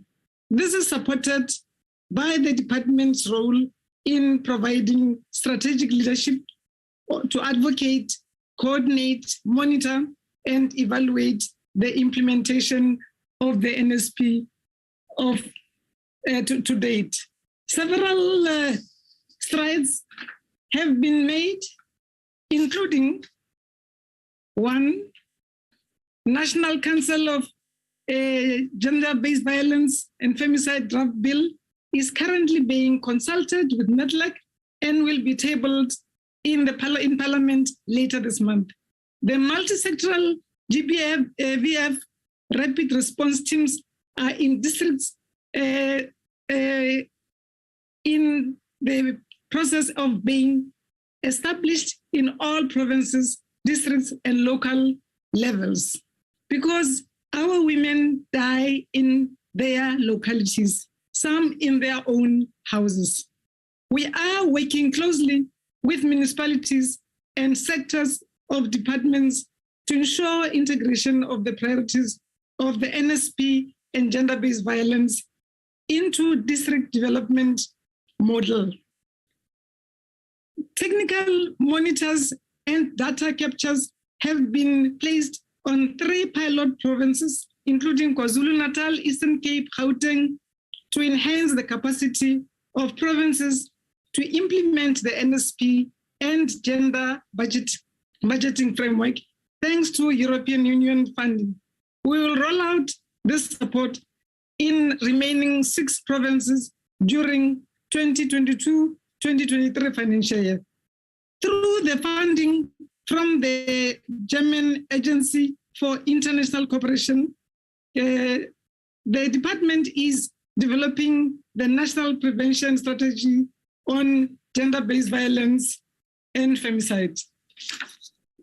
We have ensured that national departments integrate the GBVF priorities into their strategic and annual performance plans.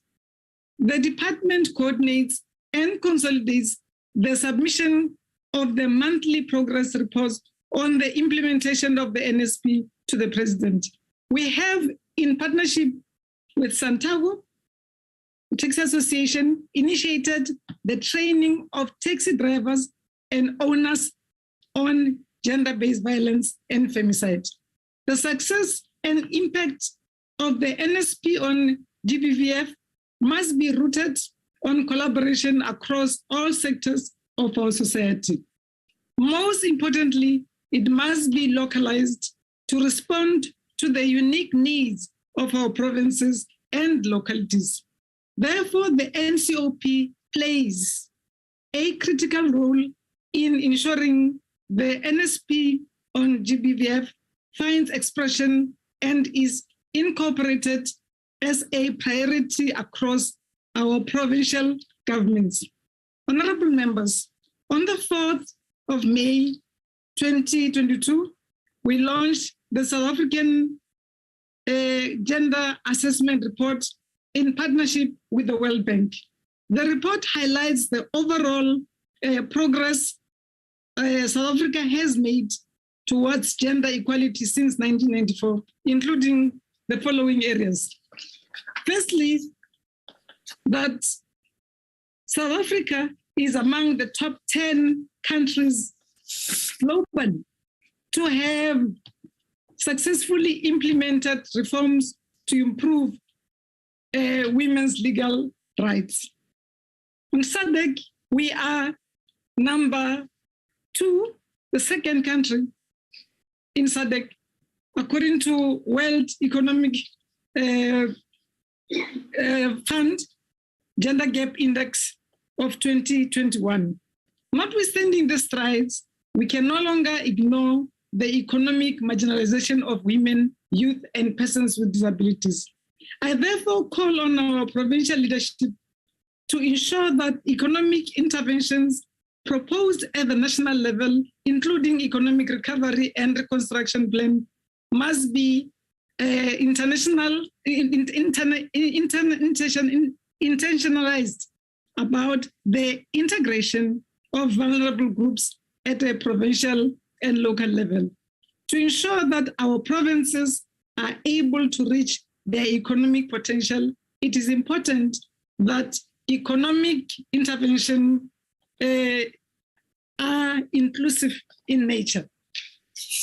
Failure to do so threatens the livelihoods of the vast majority and further reinforces unequal socio-economic development across our provinces. In this regard, we must always remember that this is going to require each and every one of us, because those vulnerable people feel the pain at the most vulnerable level.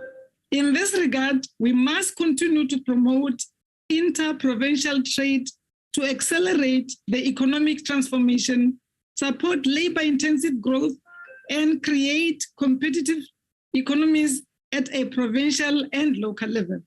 All these good measures contained in the NSP are commendable. We call on our people to refuse to treat gender-based violence as a private matter. Take someone with you. It is, if you do not respond to everyone must get involved. Leave no one behind. On this part, the government is tightening its effort to eradicate the pandemic. Honorable members, on youth development, we had the honor to launch on the 2nd of June the Youth Month with NYDA, with the theme Promoting Sustainable Livelihoods and Resilience of Young Peoples for a Better Tomorrow at Maurice Isaacson High School, next to the Hector Peterson Monument. We also visited the monument with the NYDA. During the month of June, we will have various activities to address the pressing challenges of our youth and what they're facing, particularly the unemployment. Unemployed, educated, but feeling the need to be creating jobs for themselves or being assisted. I'm having a meeting tomorrow with the Honorable Minister of Higher Education to continue skilling our youth, to that by the time we arrive in Eastern Cape on the 16th, we have that which we could also be saying, this is our plans. The official June 16 commemoration, which will be addressed by His Excellency President Cyril Ramaphosa. Honorable Chairperson, beyond the Youth Month, I am excited to inform you that the House, that NYDA Amendment Bill has been tabled in Parliament on the 26th April 2022. Furthermore, the Integrated Youth Development Strategy, as well as Monitoring and Evaluation Framework of the National Youth Policy 2030 will soon be submitted to Cabinet for approval. This will enable us to monitor the implementation of the national youth across all sectors. In addition, the NYDA continues to support the presidential youth employment intervention by providing the following. The SA Youth Mobi, the Youth Explorer, and the Youth Empower. In the 2022-2023 financial year, the NYDA will target the following programs. The training of more than 25,000 young people to be youth entrepreneurs, to be self-employed. 2,000 youth-owned enterprises who will receive financial assistance from the NYDA through the NYDA grant program. 75,000 young people will be provided with skills development program to enable them to enter the economy. 10,000 young people to be placed in jobs through National Pathway Management Network. 50,000 young people to be recruited in the structured National Youth Service. Honorable Chairperson, we must harness the potential of our provinces in addressing inequalities by accelerating economic development. It is for this reason that it is in our hands that we can work together through the district development model of the of COPTA to make sure that we leave no one behind. In March 2022, the department procured an exhibition space at the Africa Energy Indaba in Cape Town. We utilize every opportunity we find that the department held 3 dialogues of renewable energy, but also that everywhere, including the eastern, the Imbizo on the eastern seaboard, we have participated both in KZN and Eastern Cape, and we will be there in Alfred Nzo. In October 2021, His Excellency President Cyril Ramaphosa launched the Wekona Women's Economic Assembly that seeks to unlock a minimum of 40% of all procurement for women opportunities, for all women-owned opportunities business across sectoral value chains. In this regard, Wekona has developed a strategy to roll out to other provinces. The second Wekona will be convened in October 2022. We must ensure that full implementation of the threshold of public procurement set on 40% for women, 30% for youth, and 7% for persons with disabilities across provincial governments happens. It is our responsibility. As a department, we will continue to work with NCOP to ensure the effective monitoring of women, youth, and persons with disabilities in public procurement, where public procurement takes place. As a department, we will continue adhering to all the international commitments, be it at the international level, at the UN, at the AU, the SADC, to make sure that even the African free trade, African continental free trade area that we had developed also benefit these vulnerable people we are working with. To strengthen the disability inclusion in line with the United Nations Chairperson, the Convention of the AU Protocol we have signed, the department has developed, gazetted 2 frameworks on universal access to design reasonable accommodation. We welcome the Cabinet's approval of the National Strategic Framework on Disability Rights and Awareness Campaigns Awareness.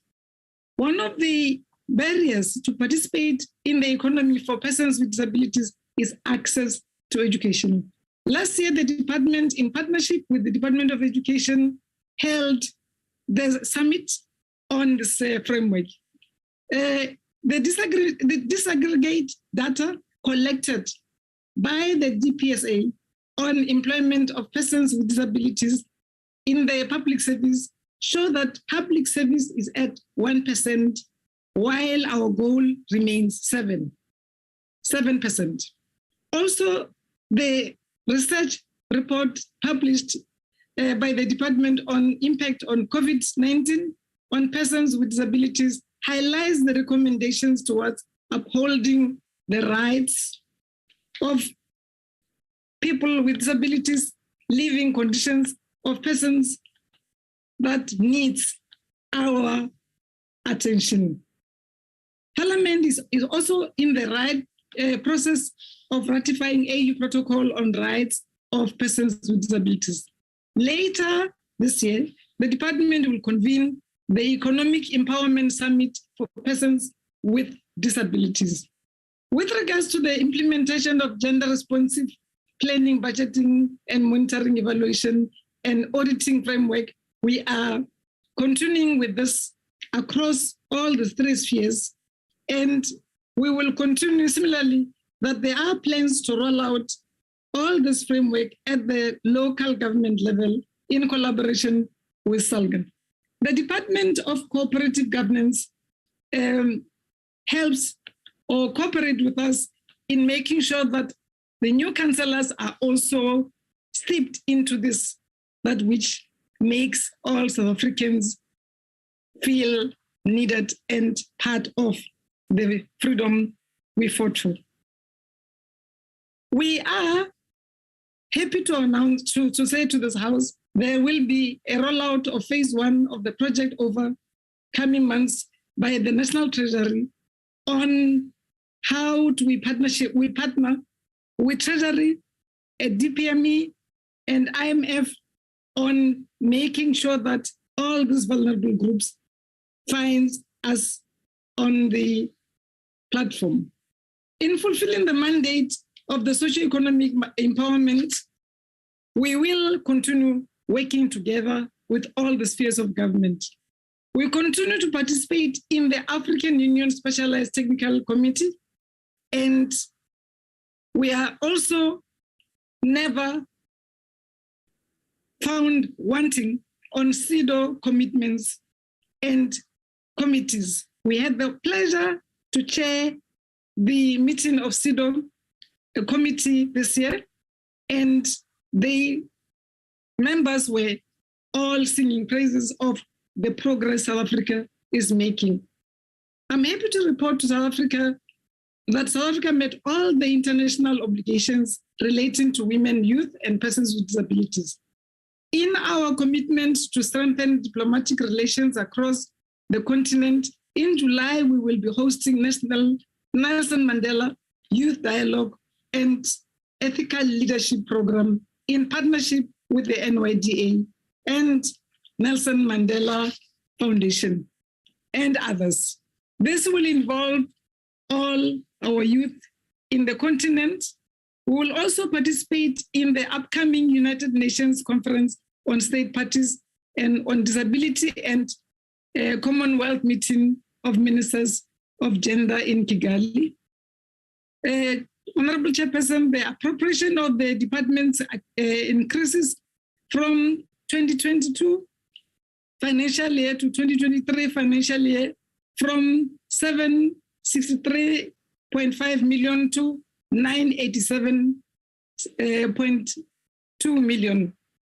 It includes an amount of 100 million, 0.7 and 681.3 million earmarked to transfer to the Gender Commission and NYDA.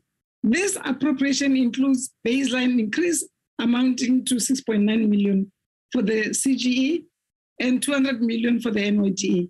The additional allocation of the NYDA is earmarked for the implementation of the presidential youth employment interventions that we spoke about earlier. Regrettably, only 5 million is allocated to the coordination of the strategic plan for gender-based violence. In conclusion, Chair, I wish to acknowledge and thank the contribution of and guidance of the Honorable Chair, Honorable members of the NCOP, continued support, development partners of the development partners, senior officials of the department, and all those who, particularly the Director General, Nkateko Maluleke, and her team. We must remain grounded and loyal to the mandate of improving livelihoods of most vulnerable in our society. No contribution is small in the quest for an ethical and developmental state. We all have collective responsibility to address the challenges that continue to breed a ground, to be a breeding ground for social instability, unemployment, criminality based on violence and poverty. Finally, we continue to commemorate Youth Month. Our youth must be the catalyst in ensuring that we develop solutions to the challenges of our nation. They are the present, they are our future. As in the words of Tata Nelson Mandela, let me say this and say this with utmost conviction. The nation owes you a clear policy and practical measures to ensure that the youth contributes to and benefits from our new democracy. The Mandelas, the martial pace of this world, fought for freedom. What shall we be remembered for? To open pathways for our young people to participate in finding solutions for the present and the future. Ke a leboga. Malibongwe.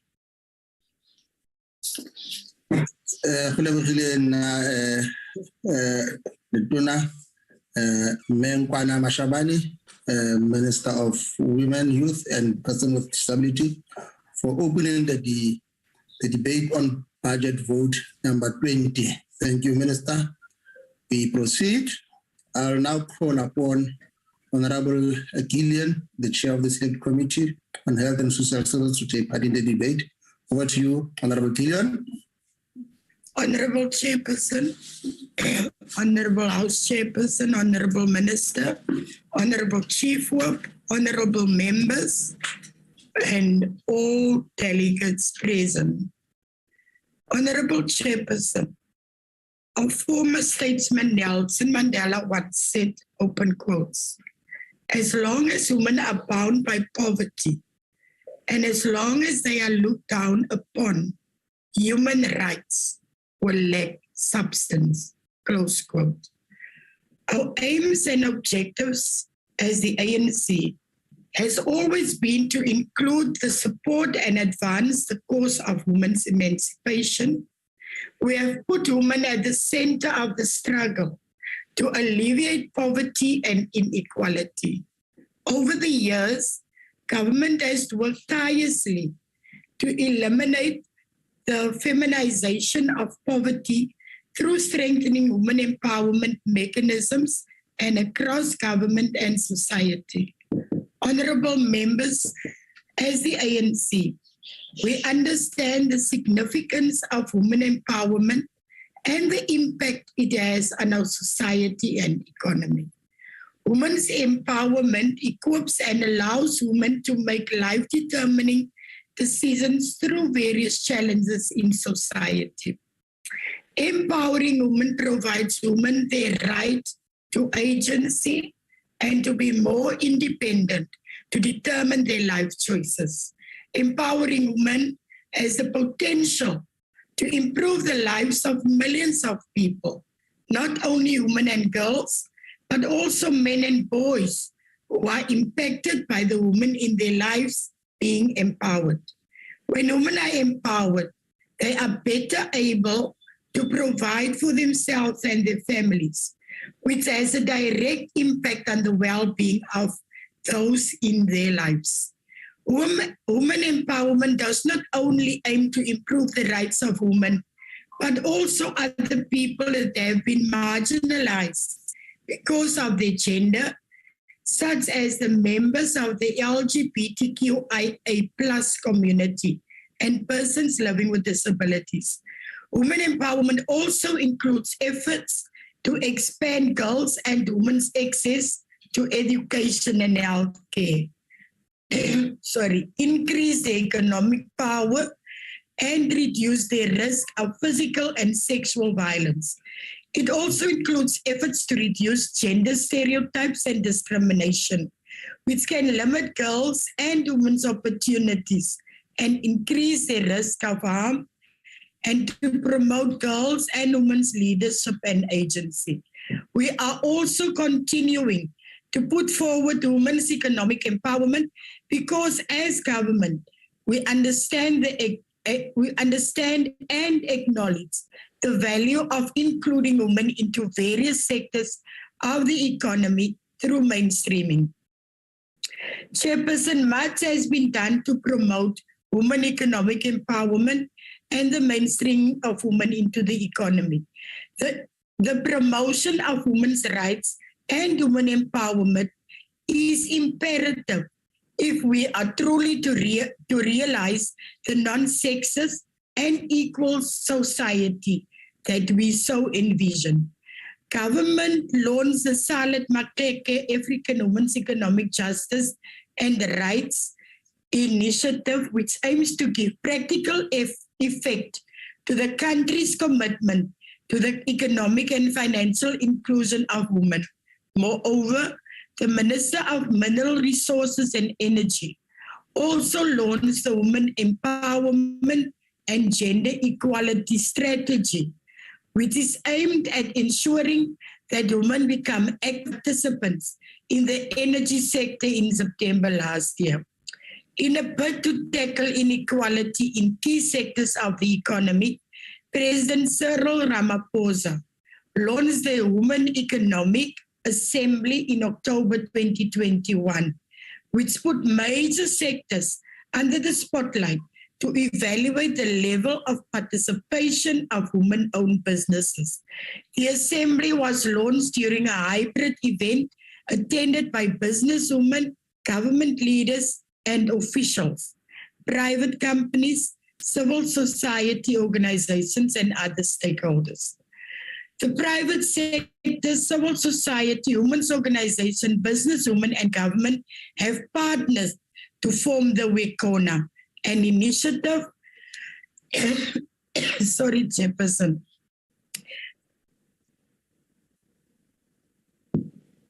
to facilitate the participation of women-owned businesses in core areas of the economy. We have made drastic steps to include women into all sectors of the economy, not forgetting the providing support for women in the informal economy, such as the rural and township economy. Government also continues to support women-owned businesses and entrepreneurship through resolving that 40% of public procurement be reserved for women-owned businesses. We also have progressive strides towards achieving gender equality. Through South Africa's progressive laws, we are seeing more women serving in high-ranking positions than ever before. The Economic Reconstruction and Recovery Plan indicated that small, medium, and micro enterprises owned by women will play a part in the delivery of infrastructure delivery. Women are being encouraged and supported to form cooperatives in key economic sectors such as retail, agriculture, and agro-processing. Financial services and manufacturing and will be prioritized in access to funding. Noting that we are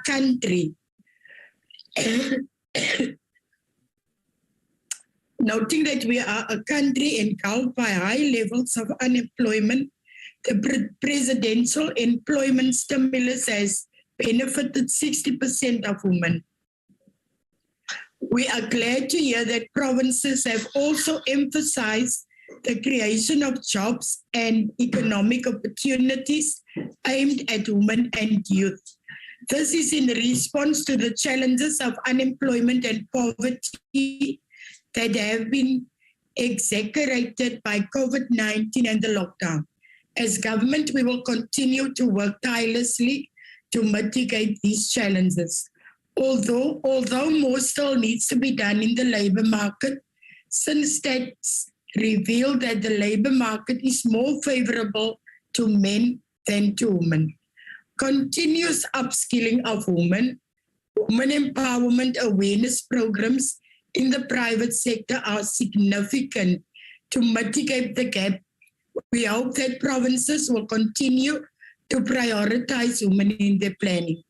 However, we have also made strides in the private sector in the protection of women in workplaces, underdeveloped mental and rollout of sexual harassment policies.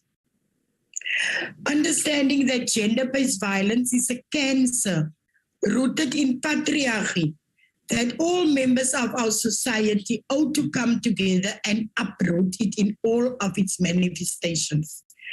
We have to bring dignity to the vulnerable in our society, such as children, particularly girls and persons with disabilities. Honorable Chairperson, we hope that the provinces will be able to reach out to more schools while conducting their sanitary dignity programs. This time, the program should also incorporate issues that are affecting adolescents, including boys, such as bullying, substance abuse, teenage pregnancy, human trafficking, and programs aimed at raising awareness about the dangers of social media, and rather focus on how adolescents can use social media positively. The Sanitary Dignity Program should also target schools catering for children with disabilities and also conduct outreach programs for children in those schools. When we speak of persons with disabilities, we have to include all persons in the disability spectrum. Sorry. Honorable members, Chapter 2 of the Bill of Rights in the Constitution of the Republic recognizes the rights and freedoms of all persons in the Republic. This includes the right to human dignity and equality. Persons living with disabilities are no different. They deserve to enjoy the same rights as all citizens in the Republic. They too are reserved the right to no discrimination. Noting that persons with disabilities often feel excluded from society through mobility and accessibility, but it serves all infrastructure and environment that is enabling to their needs. Persons with disabilities are considered to be one of the vulnerable groups, as often some are ostracized from their families and communities. It is through this understanding, honorable members, that the ANC is and will consistently champion and promote the rights of persons with disabilities, to restore and bring dignity to persons living with disabilities. The African Union Charter Protocol, Human and People's Rights, and the rights of persons with disabilities promotes and recognizes the rights of people living with disabilities, including the rights to equality, security, free from unfair discrimination, human dignity, accessibility, and social inclusion, to name a few. It is in line with our Constitution and our social transformation agenda for building a better life for all and a South Africa that belongs to all living. That is why the ANC will continue to promote the rights of persons with disability through legislation such as the Disability Act, which is underway, and continue to assist persons living with disabilities through the provision of the disability grant to assist them with the necessary support or mobility required to make their lives better. Representation and inclusion of persons living with disabilities is significant to social inclusion. Government, it leads in this. Through the coalition. As you conclude, Honorable Gillian. Thank you, Chairperson. Our transformation agenda is to create a society where everyone feels safe and is able to walk freely. A society that is free of violence and discrimination. We have to fight for a society in which all are able to enjoy the freedoms that this country is to offer. The ANC support budget vote 20, Chairperson. I thank you. Thank you, Honorable Gillian, for taking part in the debate. Vote 20. We proceed. I shall now call upon Honorable S. Manilu City, the Eastern Cape, MEC for Social Development. The podium is yours. Thank you, Honorable MEC. Thank you, Honorable Chair. Greetings to yourself, the honorable members, and all delegates, and all on the various platforms.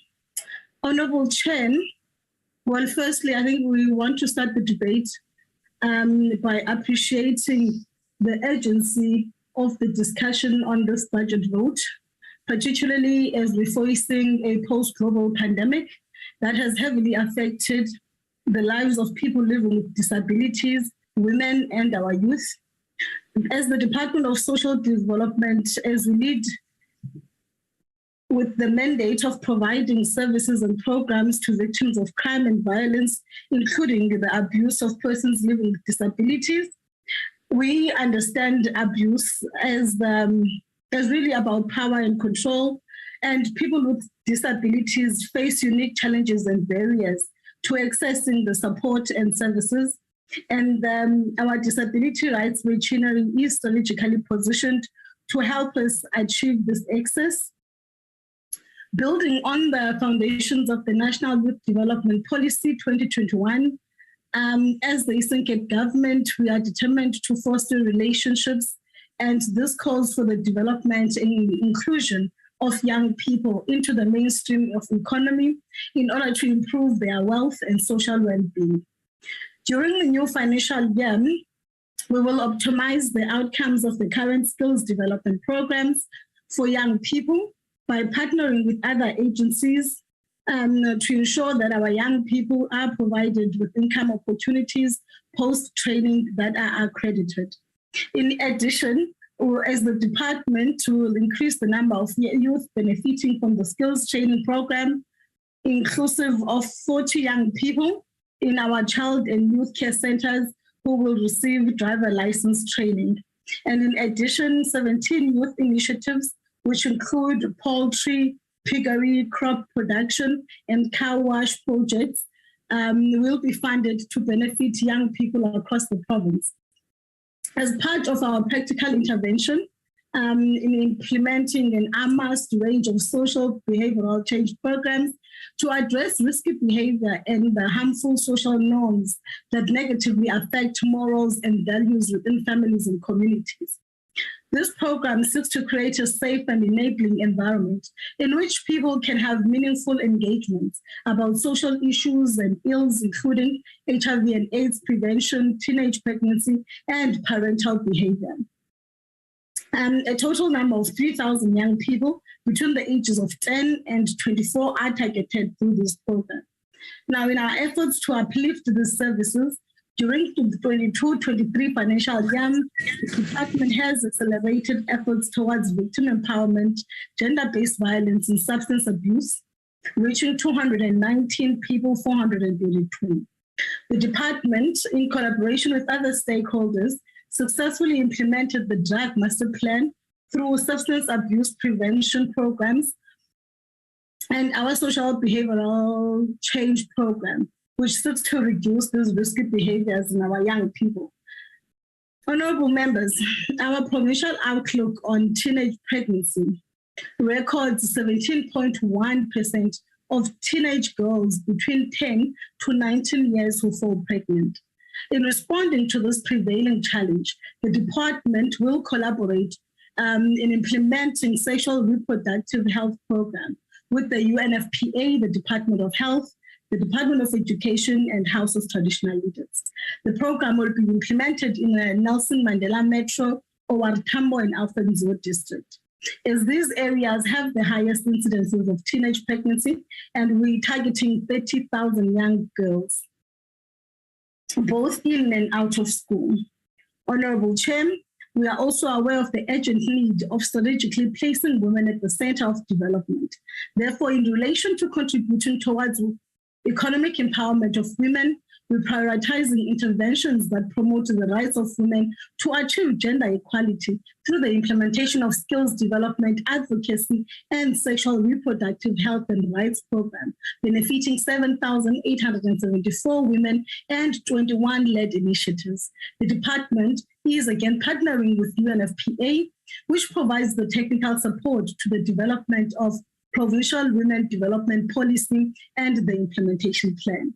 Now, in advancing women empowerment and economic development, we have provided skills development and supported 13,184 women. Honorable members, as we advance the struggle for women emancipation, we must also face head on the pandemic of gender-based violence. The issue of gender-based violence, whether physical, sexual, economical, or emotional, is recognized globally as one of the most widespread and persistent violations of the rights of women and girls. It is a universal problem. It cuts across geography, class, and culture. It is certainly not unique to South Africa. It is really my considered view that the fight against poverty and injustice will only bear fruit if we invest in addressing the root cause of gender inequality and gender-based violence in our families, societies, and nations. And that is the destruction of the patriarchal economy. Honorable members, it is also true to people living with disabilities. The reality is that it is people who are living with disabilities who experience the highest rates of domestic violence, sexual assault, and abuse. Abuse against a person living with a disability often takes a non-traditional forms, and persons with hearing disability face an additional barrier where seeking help inhibits them from accessing services. This means that we need to build a more integrated and inclusive society. In marking the importance of the mainstreaming of services for people living with disabilities across all spheres of our society, the department remains committed to playing a leading role in this regard. The department, through its program, provides integrated services that facilitates the promotion of the well-being and socio-economic empowerment of persons with disabilities. This encompasses a range of interventions and services, including protective workshops, capacity building, and support. Critical in this program is the implementation of the community-based rehabilitation services and advocacy, utilizing a rights-based approach that contributes positively to enhancing the mainstreaming of persons with disabilities within their communities. This, of course, is not enough, which is why we're calling on our social partners and private sector to work with us in mobilizing resources to promote the rights of people who are differently able. It is also critical to note that disability does not only affect the persons with the disability, but also the family and the immediate community. Hence, we must also create programs that seek to create an enabling environment for the provisioning of appropriate support programs for the families, caregivers, as they are or should be the primary support system. In many instances, often the immediate families carry the financial, medical, physical, and emotional burden of care.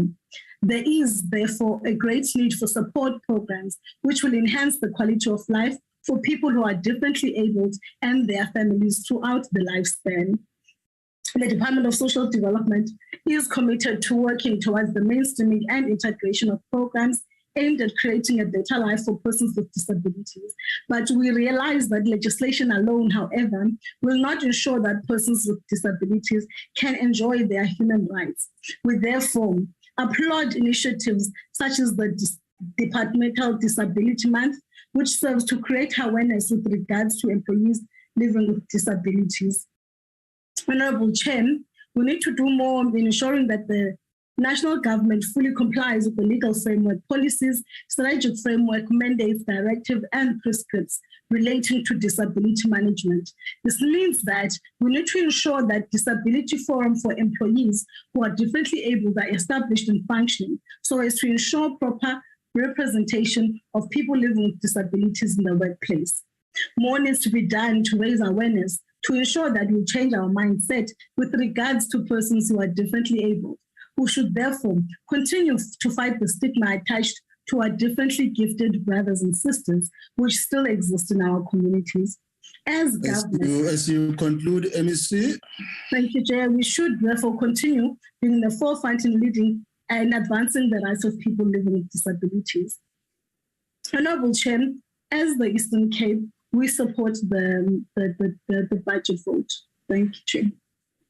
Thank you, MEC Manilu City, a member of the Executive Council of Social Development in Eastern Cape. We proceed.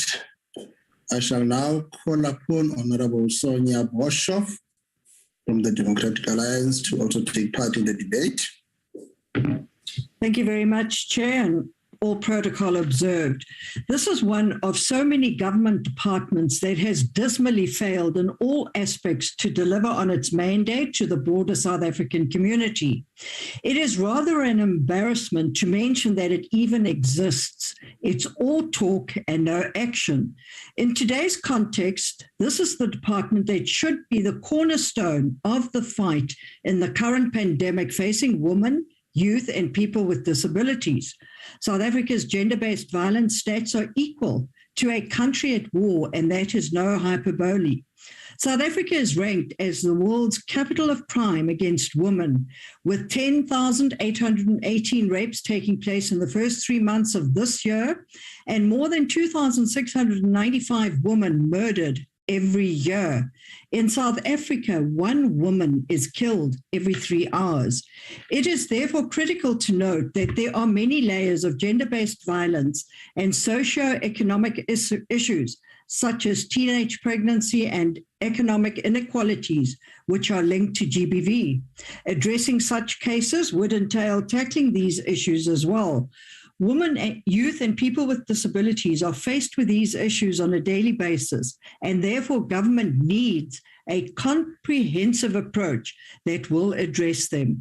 Regardless of which angle you look at this from, it is imperative that all factors are addressed to fight the scourge of GBV. This department needs to start bringing implementers on the ground and not only in boardrooms, department summits, and imbizos. South Africans need to see more action and less talks. According to a Statistics South Africa report, nearly 50% of GBV assaults are committed by someone close. 22% of assaults are committed by a friend or an acquaintance, 15% by a spouse or intimate partner, and 29% are committed by a complete stranger.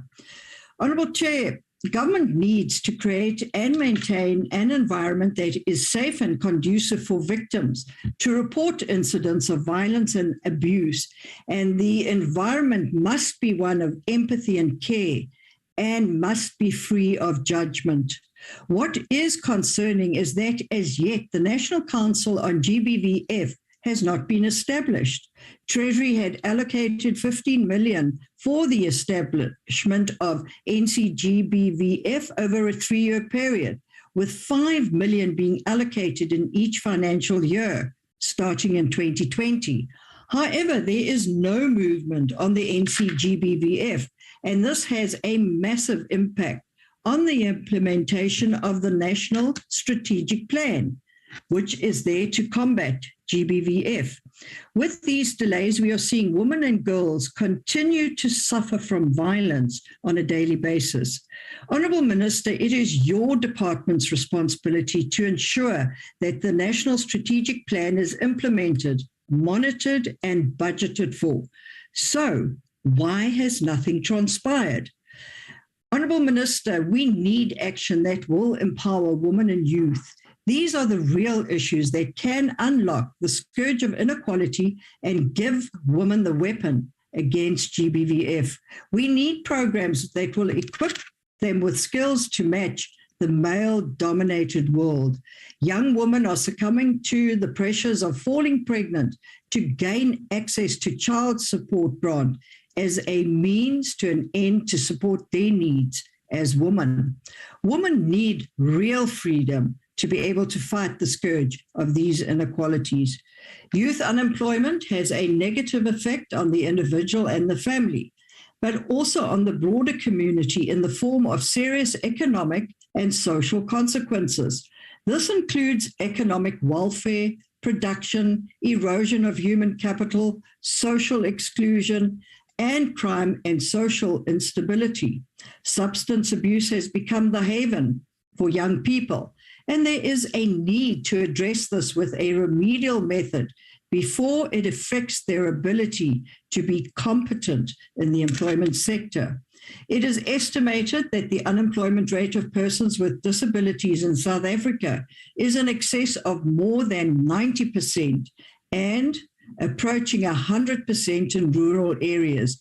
This is totally unacceptable. Disability is more prevalent among females in comparison with males. This puts an immeasurable burden on women in our society. Women empowerment is crucial and requires very, very urgent attention. This department could be a champion department if they were only able to deliver addressing women issues on a broader scale. This department, to my knowledge, is completely out of touch with the realities on the ground. And had it not been for civil society organizations, we would be faced with more dilemmas than what we are currently facing. This department really needs to forge working relations with other government departments so as to provide a holistic approach to the challenges being faced by women, youth, and people with disabilities. The Department of Safety and Security needs to be proactive in dealing with cases of GBVF. We need safe houses for victims of violence. We need access to the Department of Social Services so that women do not have to turn to selling their bodies to make ends meet. Women are dealing with more than they can handle and are in dire need of comprehensive support from all spheres of society, but more especially from this department.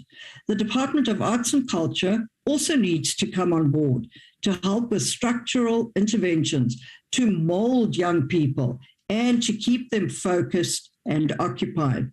There is a huge need for accountability, proper monitoring, and evaluation processes from all the key role players entrusted by government to deliver. The National Youth Development Agency has to play a visible and meaningful role to fulfill its mandate on empowering youth and fight youth unemployment.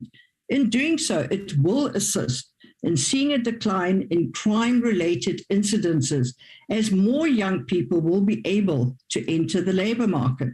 We note with concern the vacancies in the NYDA for regional manager positions in the Eastern Cape, Northern Cape, and the Western Cape. These positions are critical in a country that is hugely confronted by youth unemployment.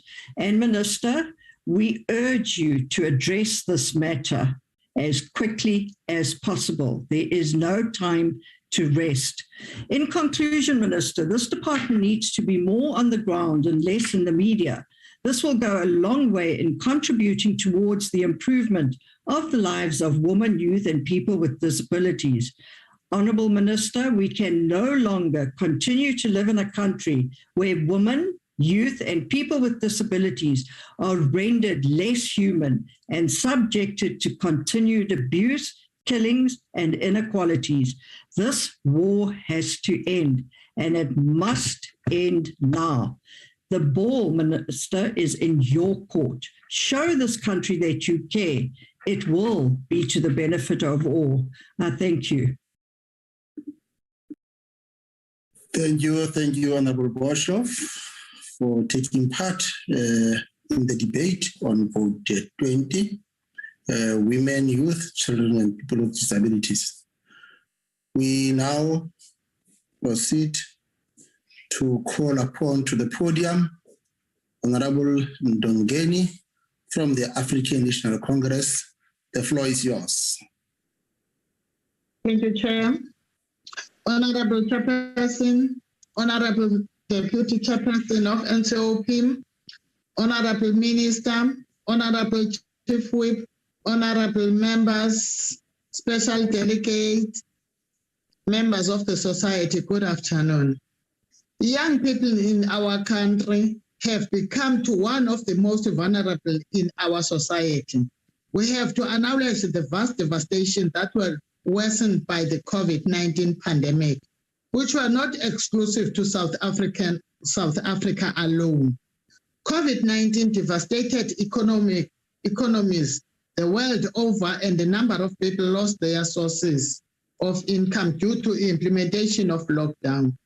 Young people in South Africa face numerous challenges, the biggest being unemployed, poverty, crime, inequality education opportunities, and mental health matters. However, we realize that most of these challenges that young people face stem from the high level of unemployment. It is easier for youth to be drawn to toxic society ills when there are limited opportunity available for them. However, as government, we believe in taking care of the vulnerable in society and mitigate the challenges that young people face. We acknowledge that the cause of unemployment in South Africa can be attributed to lack of education and training, labor demand and skills mismatch, lack of interest for entrepreneurship. Ours as government is to turn this around. We have to ensure that young people in particular have to possess the necessary skills that are required in the labor market. We have to drive innovation and support with programs that are aimed at increasing an interest to entrepreneurship.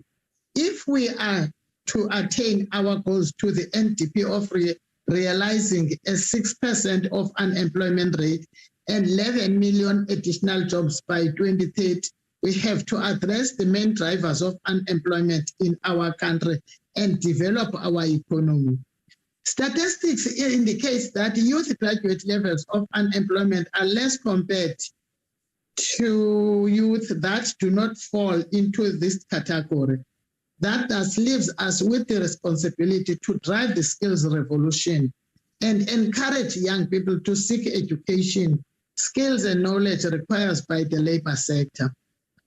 Honorable Chair and honorable members, the fourth industrial revolution is before us and technology is transforming organizations. In-demand skills are changing rapidly. If we are to mitigate the challenges of unemployment, we also have to transform skills to be aligned to those that are in demand in the labor market.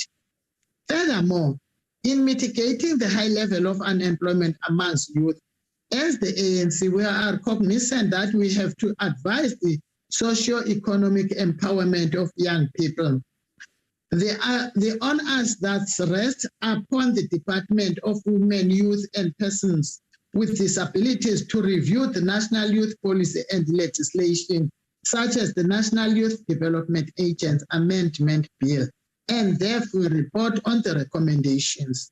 The significance of the bill is that it will prioritize intervention that supports skills development and foster employment.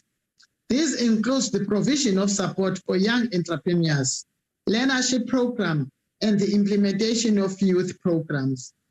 As the ANC, we are pleased to note that over the medium-term period, the NYDA will focus on providing interventions to support the creation of decent employment and the development of skills, and encourage entrepreneurship. For all young people, this intervention will take the form of financial and non-financial support to enable young people to access skills and jobs, establish and sustain enterprises, and gain access to markets. Financial support is provided through grants to townships and rural enterprises run by young people, whereas non-financial support includes accounting, website development, business plan writing, and marketing. Notwithstanding with presidential employment scheme that continues to benefit young people, which has created over 850,000 opportunities for young people. Young people also need to be more absorbed into the public service. The employment stimulus will also enable the Department of Home Affairs to recruit 10,000 unemployment young people to the digitization of paper records, enhancing their skills and contributing to the modernization of citizen services. We hope that more departments absorb young people into the public services, and not only in the form of internship, but also in the form of permanent employment, resulting in sustainable futures. Noting that the public service has high-level vacant posts, we hope that those posts will be made available for young people too. We are adamant that this year there will be even more youth and women that benefit from this initiative to limit the scourge of unemployment and poverty. We remain confident that the Social Employment Fund will create a further 50,000 work opportunities, using the capability of organization beyond government in areas such as urban agriculture, early childhood development, public art, tackling gender-based violence. The most important aspect of this vote will uplift the lives and livelihoods of the many youth and women at large. A budget should always be responsive to the socio-economic challenges that the country faces. Young people are not lazy. Young people need to be granted the necessary platform and opportunities for them to thrive. As the ANC, we are well aware of the frustration of young people. We are well aware of frustration caused by the pandemic. Further efforts to create employment opportunities for young people have been made government through the sayouth.mobi platform for young work. Sorry, Chair about that. Further, I'm sorry, Chair.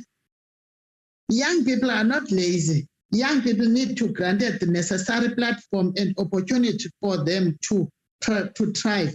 As the ANC, we are aware of the frustration of young people, and we are well aware of the frustration caused by pandemic. Further efforts to create employment opportunities young people have been made by government through the sayouth.mobi platform for young work seekers to access opportunities and support now has more than 2.3 million young South Africans registered. Of the over 600,000 have been placed into employment opportunities. The Department of Higher Education and Training also placed 10,000 unemployment TVET graduates in workplaces from April 2022. Noting that in this State of the Nation address, President alluded that the private sector is responsible for job creation. We hope that it creates job opportunities for young people and absorb a higher number of them. Honorable members, Honorable Chairperson, earlier I made a reference to social ills affecting young people that can be attributed to the frustration of unemployment statistics reveal that more and more young people are experimenting with narcotics.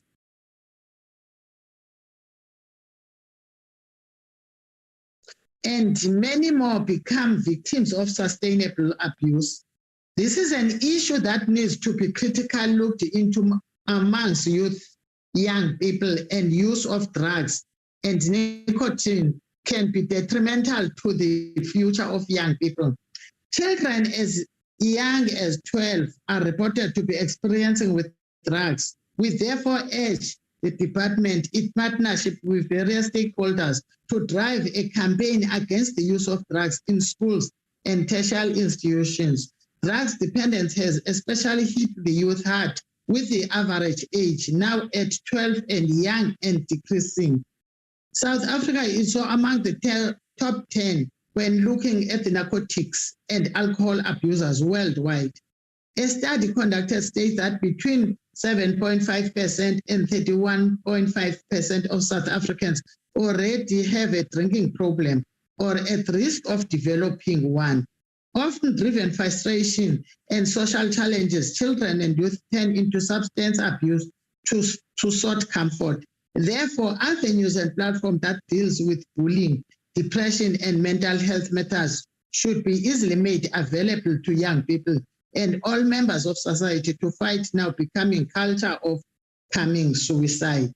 We hope that the department will take forward this please, working with the relevant stakeholders, including the NYDA, Substance abuse does not only affect the victims about it, also can be detrimental affected to those that are close to the drug abusers. It describes the relations, and all alcohol abuse alone is one of the causes of gender-based violence and can even lead to sexual violence. It is up to provinces to also see that they have the necessary facilities, such as rehab facilities, to ensure that victims of drug abuse can also access these facilities. There is a need to have positive role models in our society. We need role models that do not make alcohol and drugs fashionable. We need role models that models the kind of society that we so envision. We need to role models that do not depict a life of crime as one of luxury. Honorable members and honorable chair, young people are the future of our country, and it is up to us to safeguard their futures. The African National Congress support budget vote 20. I thank you, Chair.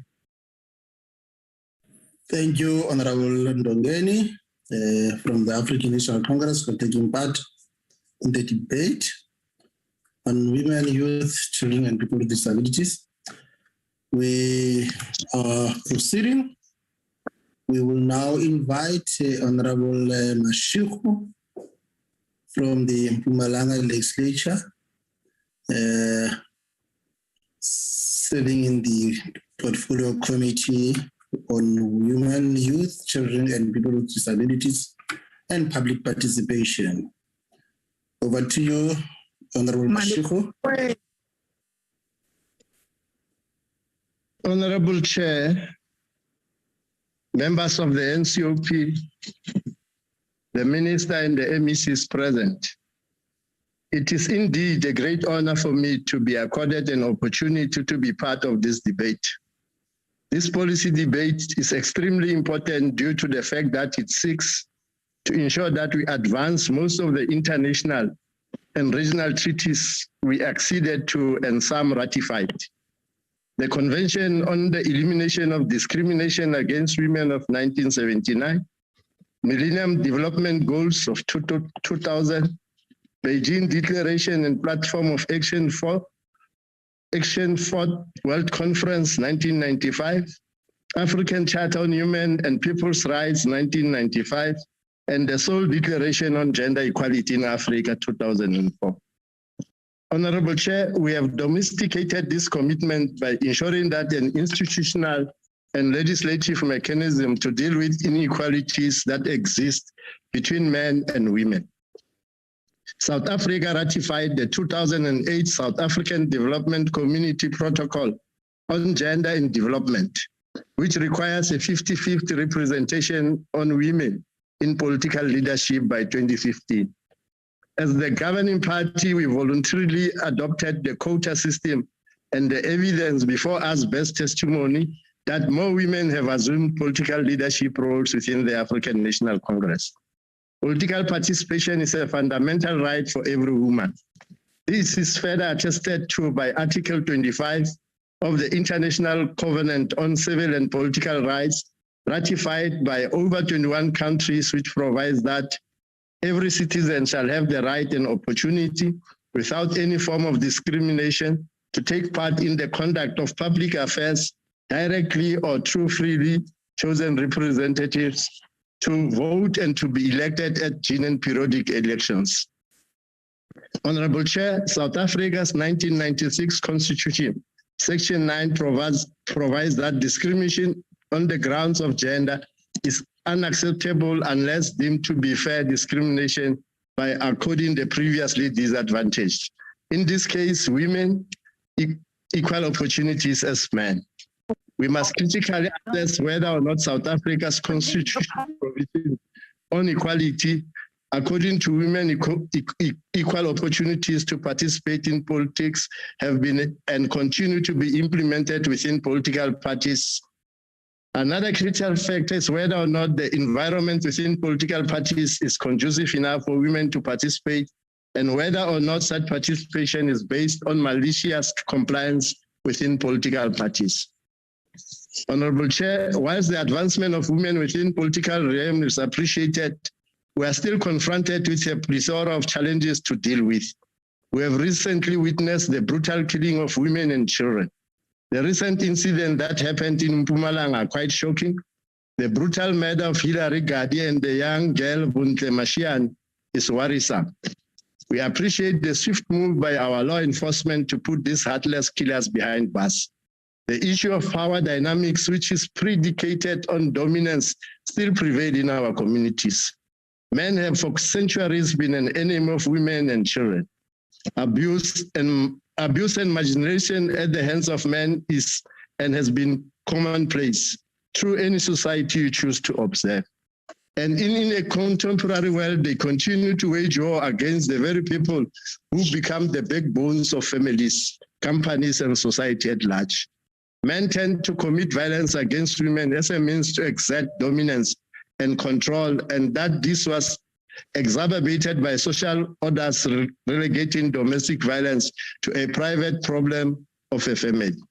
We must continue with our public education initiatives, campaigns, and capitalizing on media platforms to convey the message that violence against women and children cannot be tolerated. Honorable Chair, the message must be clear that government declares war against women and children. On the economic landscape, we have put in place mechanisms to ensure that women assume previously male-dominated occupations, and government has a number of programs dedicated to women, such as women in construction. We have witnessed a number of women venturing into agriculture, and the support provided by government is quite remarkable. One of the programs which continues to yield positive results is the Fortune 40 Young Farmer Incubation Program. Honorable Chair and members, a plethora of research finds that the economic realities of women in South Africa are such that they are not paid at the right level for the work they do, exposing them to a form of economic dependence to their male counterparts. The first emergence measure, therefore, that the government ought to table is a legislation which outlaws gender pay disparity by 2025. We as a country have been brilliant at using other countries as case studies for policy making. Now could it not be a better time to look at the likes of Ireland, which became the first country globally to outlaw the existence of gender pay gaps? Honorable Chair, South Africa is party to international laws and agreements such as the United Nations Convention on the Rights of Persons with Disability of 2006, which South Africa ratified in 2007, which means that the country accepts all the legal obligations that are imposed by this instrument. The CRPD seeks to promote, protect, and ensure the full and equal enjoyment of all human rights by persons with disabilities. Honorable Chair, the CRPD defines persons with disabilities to include those who have long-term physical, mental, intellectual, or sensory impairments, which in interaction with various barriers may hinder their full and effective participation in society on an equal basis. This is a clear recognition that persons with disabilities are equal and valuable members of society and should be recognized in all aspects of life. What is key is whether we are doing enough to promote, protect, and ensure equal enjoyment of all human rights by persons with disabilities. We must continue to monitor and oversight government commitments on the 2% threshold in employing persons with disabilities. It is also important for government to account for the positions or level of employment for persons with disabilities and whether their needs are catered for, such as braille and ramps for all buildings. We must also find a way on legislating that all constructed buildings are compliant to ensure that persons with disabilities enjoy full equal rights. It is also equally important to ensure that persons with disabilities venture into businesses and that they receive the necessary support. Our interest as Parliament must be held. Honorable Mashiko. I therefore would like to encourage all, in particular young people, to take advantage of the programs available to uplift your standard of living. No country in the entire world can succeed in the realization of socioeconomic advancements without placing education on top of the development agenda. In conclusion, Chair, I want to quote Utata Nelson Mandela, open quote, To deny people their human rights is to challenge their very humanity, close quote. Mpumalanga supports the budget votes level. Thank you. That's our greetings to the people of Mpumalanga. Re a kopele le tla bile tsa kopele le loko la kokwana thomala wa khotla ya khala ya di province Melihi from Economic Freedom Fighters. Chairperson. The EFF rejects budget vote 20 on women, youth, and persons with disabilities.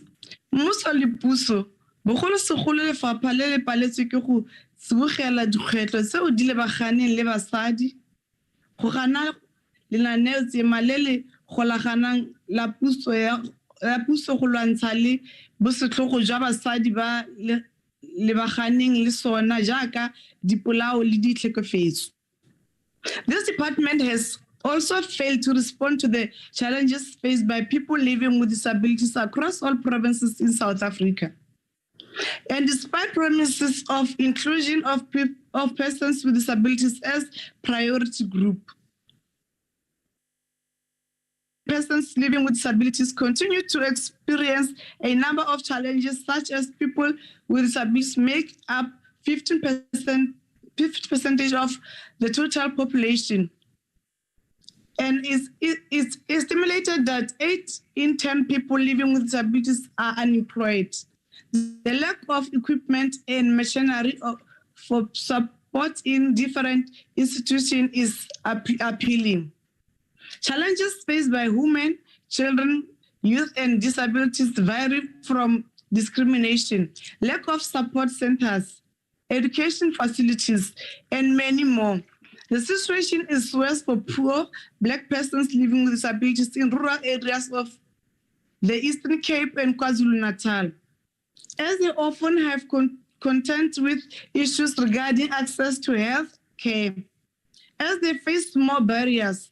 This despite the right of access to healthcare services being guaranteed by Section 27 of the Constitution.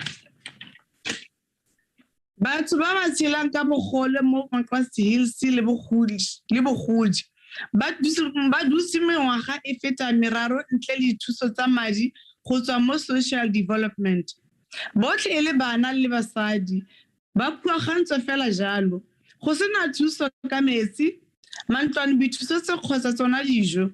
Disenta tsotlhe tsa batho ba tshelang ka bogole di thatafalela ke seemo se se mo South Africa. Bontsi jwa dikolo mo nageng ga di amogele bana ba tshelang ka bogole. Dikago tsa tsona ga di letlelele gore motho yo tshelang ka bogole a kgone a itsamaise. Bontsi jwa barutabana ga ba rupelelwa ka ga ditlhokego tsa batho ba ba tshelang ka bogole. Se se dira gore go nne thata go ka amogela bana ba tshelang ka bogole go tsena dikolo tse di tsenwang jaaka bana botlhe. The story of disability in South Africa remains one social operation. This department has done nothing for women living in rural impoverished areas. Basadi ba santse ba sotlakakiwa ebile ba utlwang manoko a tshotlego le a botlhokotsebe. Ke bona ba ba sa boneng tekanego mo megolong go bapisiwa le megolo ya bana botlhe. This department has done nothing to ensure that women feel safe in this country and that those who are victims are provided with shelter and protection. This department has failed the women of this country. It has failed young people and it has failed the differently disabled. The mess that is the National Youth Development Agency is proof of the continuing neglect. Your department has failed young people in this country. Today, almost 6% of population is unemployed. A great number of unemployed are women and young people, with 74% of the youth of working age unemployed in this country. The minister has done absolutely nothing to promote initiative of young people in their fight against unemployment. Lefapha ga le dire sepe go bona gore madi a kotlo ya batho ba tshelang ka bogole e ba kgontsha go itlhokomela le go tlamela ditlhokego tsa bana tsa bona gotlhelele. This budget is ignorant of the great agency needed to deal with the problems of young people and young women in particular. We reject this budget vote. Thank you, Honorable Lehi, for taking part in this debate on youth, women, and disabilities. Vote 20. We now call upon Honorable Hadebe from the Inkatha Freedom Party to take part in the debate. Honorable Hadebe. Honorable Chairperson, thank you. Honorable Minister, honorable members.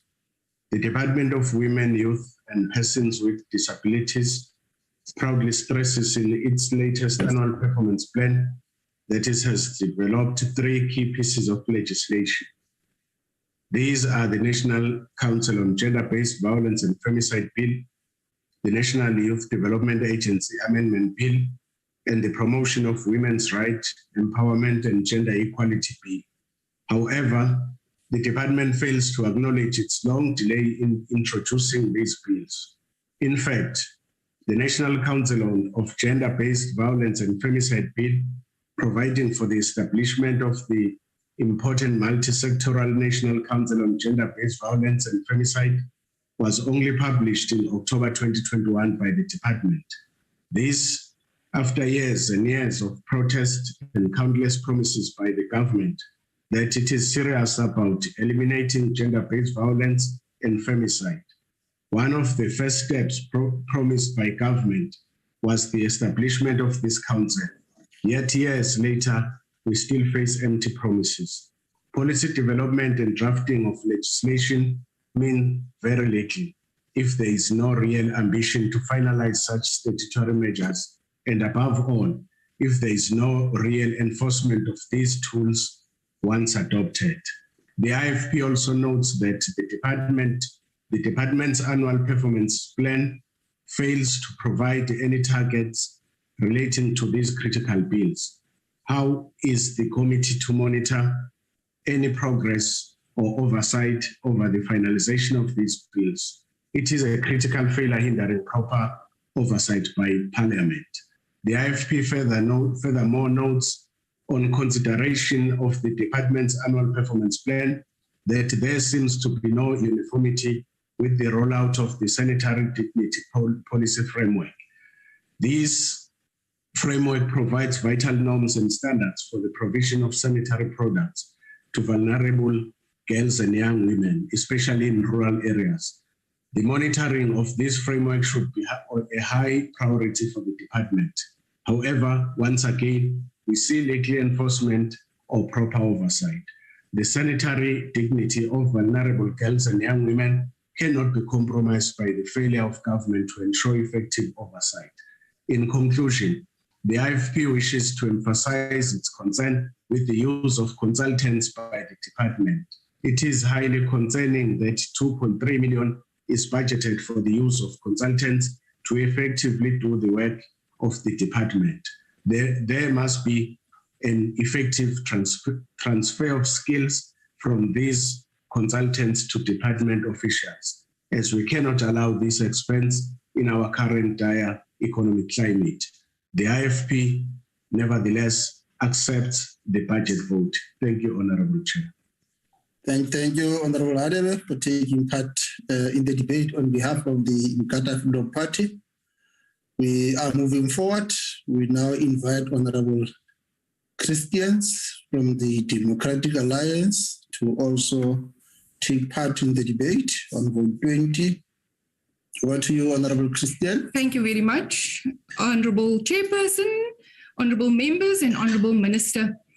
Last Friday, the South African Police Service released its first quarter crime statistics for 2022. And appallingly, it stated that 900 women were murdered in the first 3 months of this year.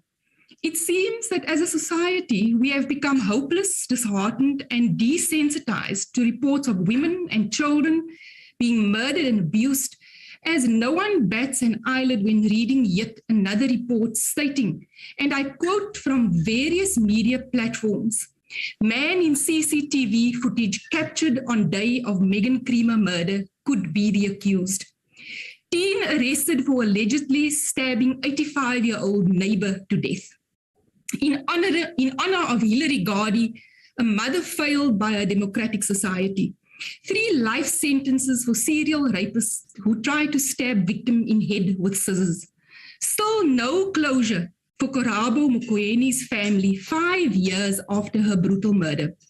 KwaZulu-Natal girl 6 dead, while sister 8 found naked with bruises after they went missing in March. Man allegedly stabs ex-girlfriend, kills her police reservist boyfriend. Ntutuko Shobe, guilty of killing pregnant Chegofatse Pule.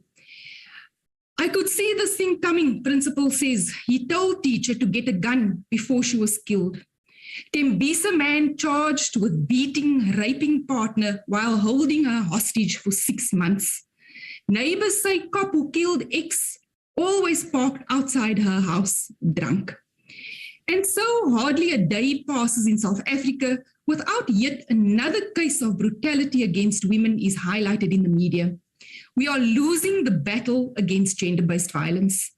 Last Sunday, Barney Ntomboti wrote an article in the Sunday Times. He wrote that he fears for the women in his life because he fears gender-based violence, femicide, and disrespect of women. He expressed a fear that is the daily lives of all women in South Africa, the fear of what we have become as a society. He is right, of course. Society has failed hundreds of young women who have been murdered. People in townships and villages across South Africa are murdered day in and day out in their numbers by gangsters, criminals, husbands, partners, and thugs. Women and children live in fear for their lives. Their rights are violated every day. And we must question whether the Constitution is any protection for us at all. The department has regrettably not been able to respond decisively to the plague that is gender-based violence, nor have they responded to the huge youth unemployment rate and much less the plight of the disabled in this country. 2.3 million rand will be spent on the use of consultants to do work like writing reports and collecting data. This begs the question, what are the current staff in this department doing? Additionally, 19 staff members are being paid more than 1.2 million rand per annum, yet the department is failing in its core mandate. The department's inability to work strategically with the Department of Social Development and the South African Police Service is of further concern, as the one department does not have a clue how to respond to the challenges faced in the other.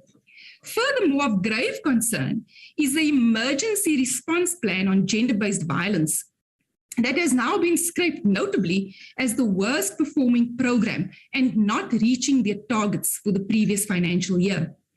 Delays in reaching targets and continuous changes in the organizational structure has had a huge impact on the department, as we have seen bills being delayed and the National Council on Gender-Based Violence and Femicide still not being established, even though 15 million rand has been allocated to this over 3 years. The sanitary dignity of our young girls remain in jeopardy as this department fails to provide any accurate information with regards to the rollout of this program. According to statistics, at least 3 out of every 10 girls miss up to 7 days of school per month due to their period. During a select committee meeting, we raised the question of how many schools were beneficiaries of this program. And to date, we have had no response from the department, a clear indication that they are failing our young women. In a recent study, it has been found that there was a decline in the quality of police investigations of femicide cases, with many dockets missing information or perpetrators remaining unidentified. The report stated that there is a regular lack of quality of police investigations when dealing with cases of gender-based violence and femicide. The country does not need another bloated department with highly paid officials, but rather a need for properly trained police officers when dealing with gender-based violence and femicide to ensure they are able to write proper statements and do thorough investigations. The criminal justice system must provide adequate feedback on the progress of cases. Perpetrators must be arrested without delay and investigations dealt with professionally, or these perpetrators continue with their thuggery unchecked. The ministry and the department's main priority is to ensure that the socio-economic empowerment and rights of women, youth, and persons with disabilities are given priority in all areas of society. This department is failing dismally because women are continuously subjected to gruesome killings and horrendous gender-based violence. Offenders frequently walk away unpunished, and youths and people with disabilities are largely not catered for in the job market. We have reached a crisis point, and the indifference of this department, in conjunction with the absence of a multi-sectoral plan, has left the vulnerable at the mercy of criminals. I thank you. Thank you, Honorable Christian, for taking part in the debate. The debate on vote 20. We will now proceed to invite Honorable Ntube from the African National Congress to also take part in the debate. Over to you, Honorable Ntube. Thank you very much. Thank you very much, Chairperson, the Honorable Minister, the Chief Whip of the Council, the MEC present here today. It has become a dreadful tradition that annually we have to pay condolences to the families that have lost their loved ones to the obliterating pandemic of gender-based violence and femicide. This is a pandemic that we as a country continue to grapple with without success. The fight against gender-based violence requires every fabric of society to confront toxic behaviors and traditions. The role to overcoming gender-based violence and femicide on all members can never rest on government alone. It requires us, our families, our group of friends, communities, and a broader society. We have to strengthen community structures in collaboration with SAPS, Community Policing Forum, to alert police of perpetrators of violence against women and children. We convey our condolences to the Guardian and Mtua families, along with the countless number of women and children brutally killed that have not reached mainstream media. We are reminded again as a country that the second pandemic of GBV has not dissipated. It begs the question of why does such vicious pattern continue to persist in our country?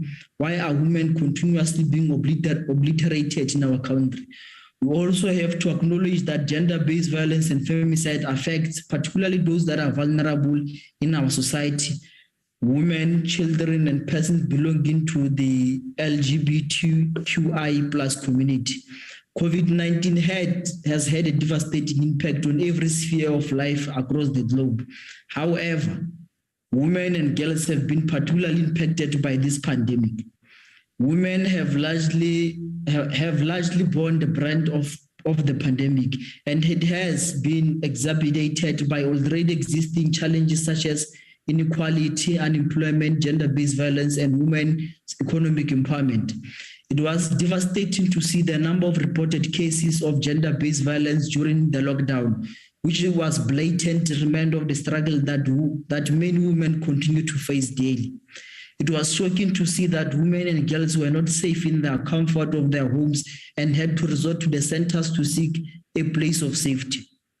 Honorable Chairperson, as the ANC, we acknowledged that gender-based violence has reached crisis proportions in our country, and it affects every community in the country and touches the lives of the most families in one way or the other.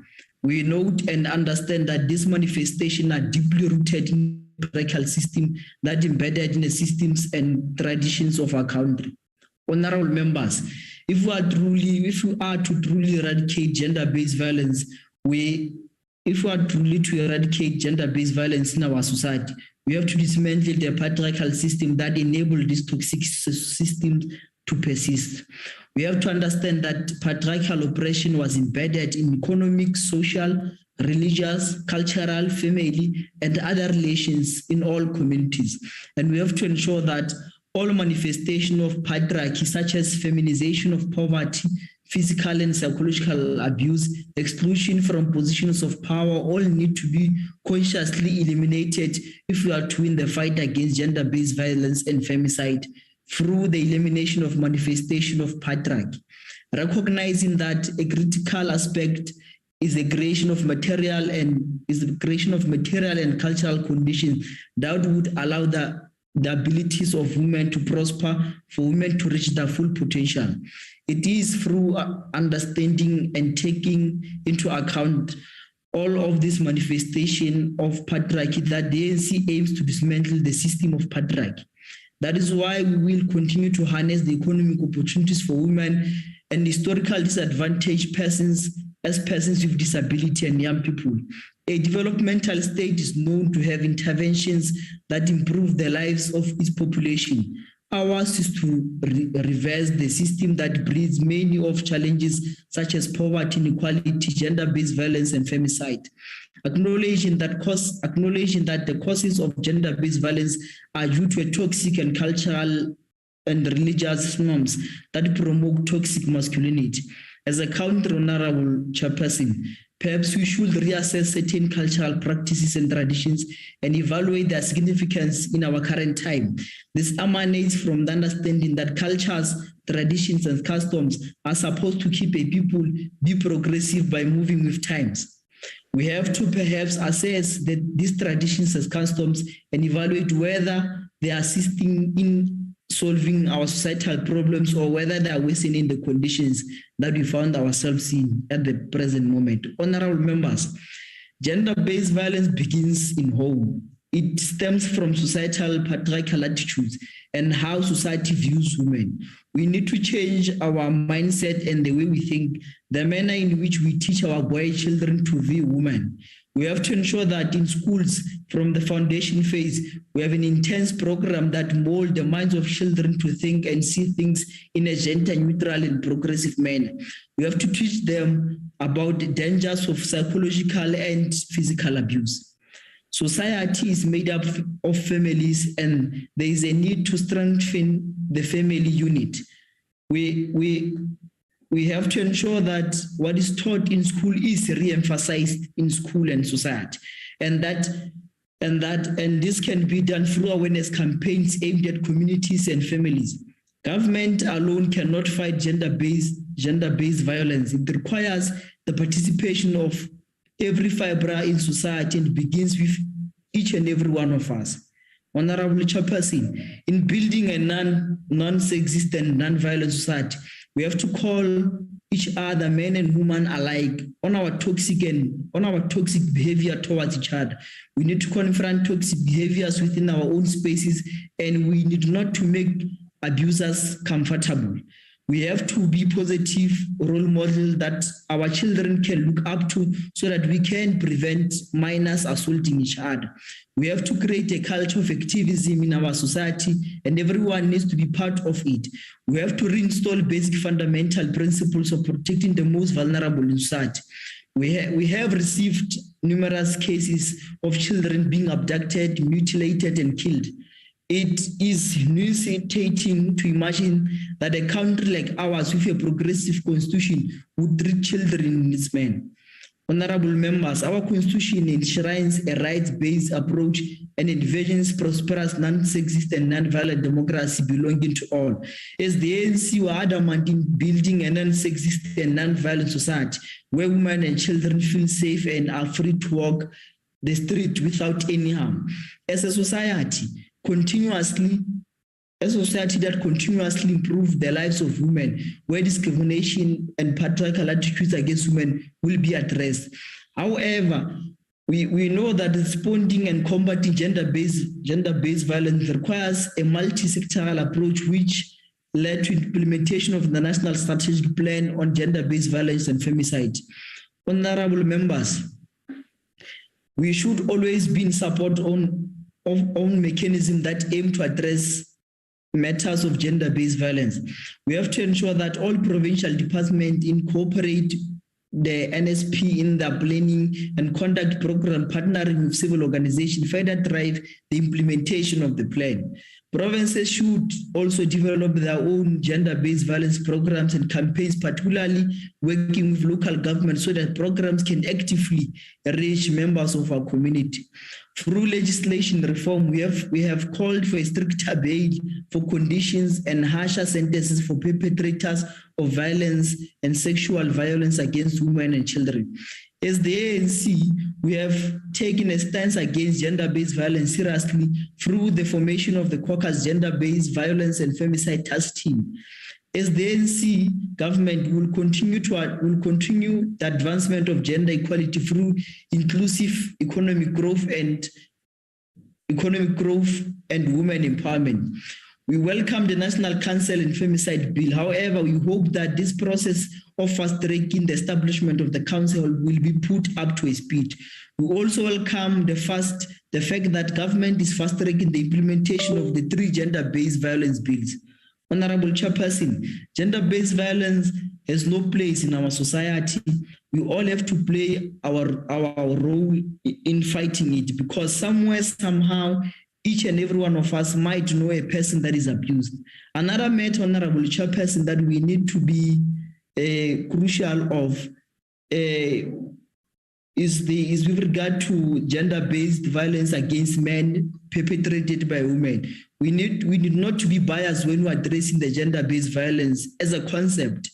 The culture of humiliating a man when reporting a case of abuse has to be rejected and cancelled. Honorable members, cases of gender-based violence have to be treated equally, and when women are perpetrators of abuse, they have to receive the same amount of a punishment. Our society must be zero tolerant when it comes to all cases of abuse. Honorable members, the ANC supports this budget vote 20. I thank you very much, Chairperson. Well done, my leader from Free State, Honorable Ntube. Well done. Thank you, Honorable Ntube, for taking part in the debate on women, youth, and persons with disability, which is vote 20. Honorable members, because of the commitment by the Minister, Honorable Ntube was the last speaker for the day, and that indeed concludes the debate. I wish to take this opportunity to thank the Minister, the MECs, and all special and permanent delegates for availing themselves for the debate. And honorable delegates, indeed, this concludes the business of the day. The House is adjourned. Thank you, honorable members. And row, young lions row. That was recording stopped. Well done.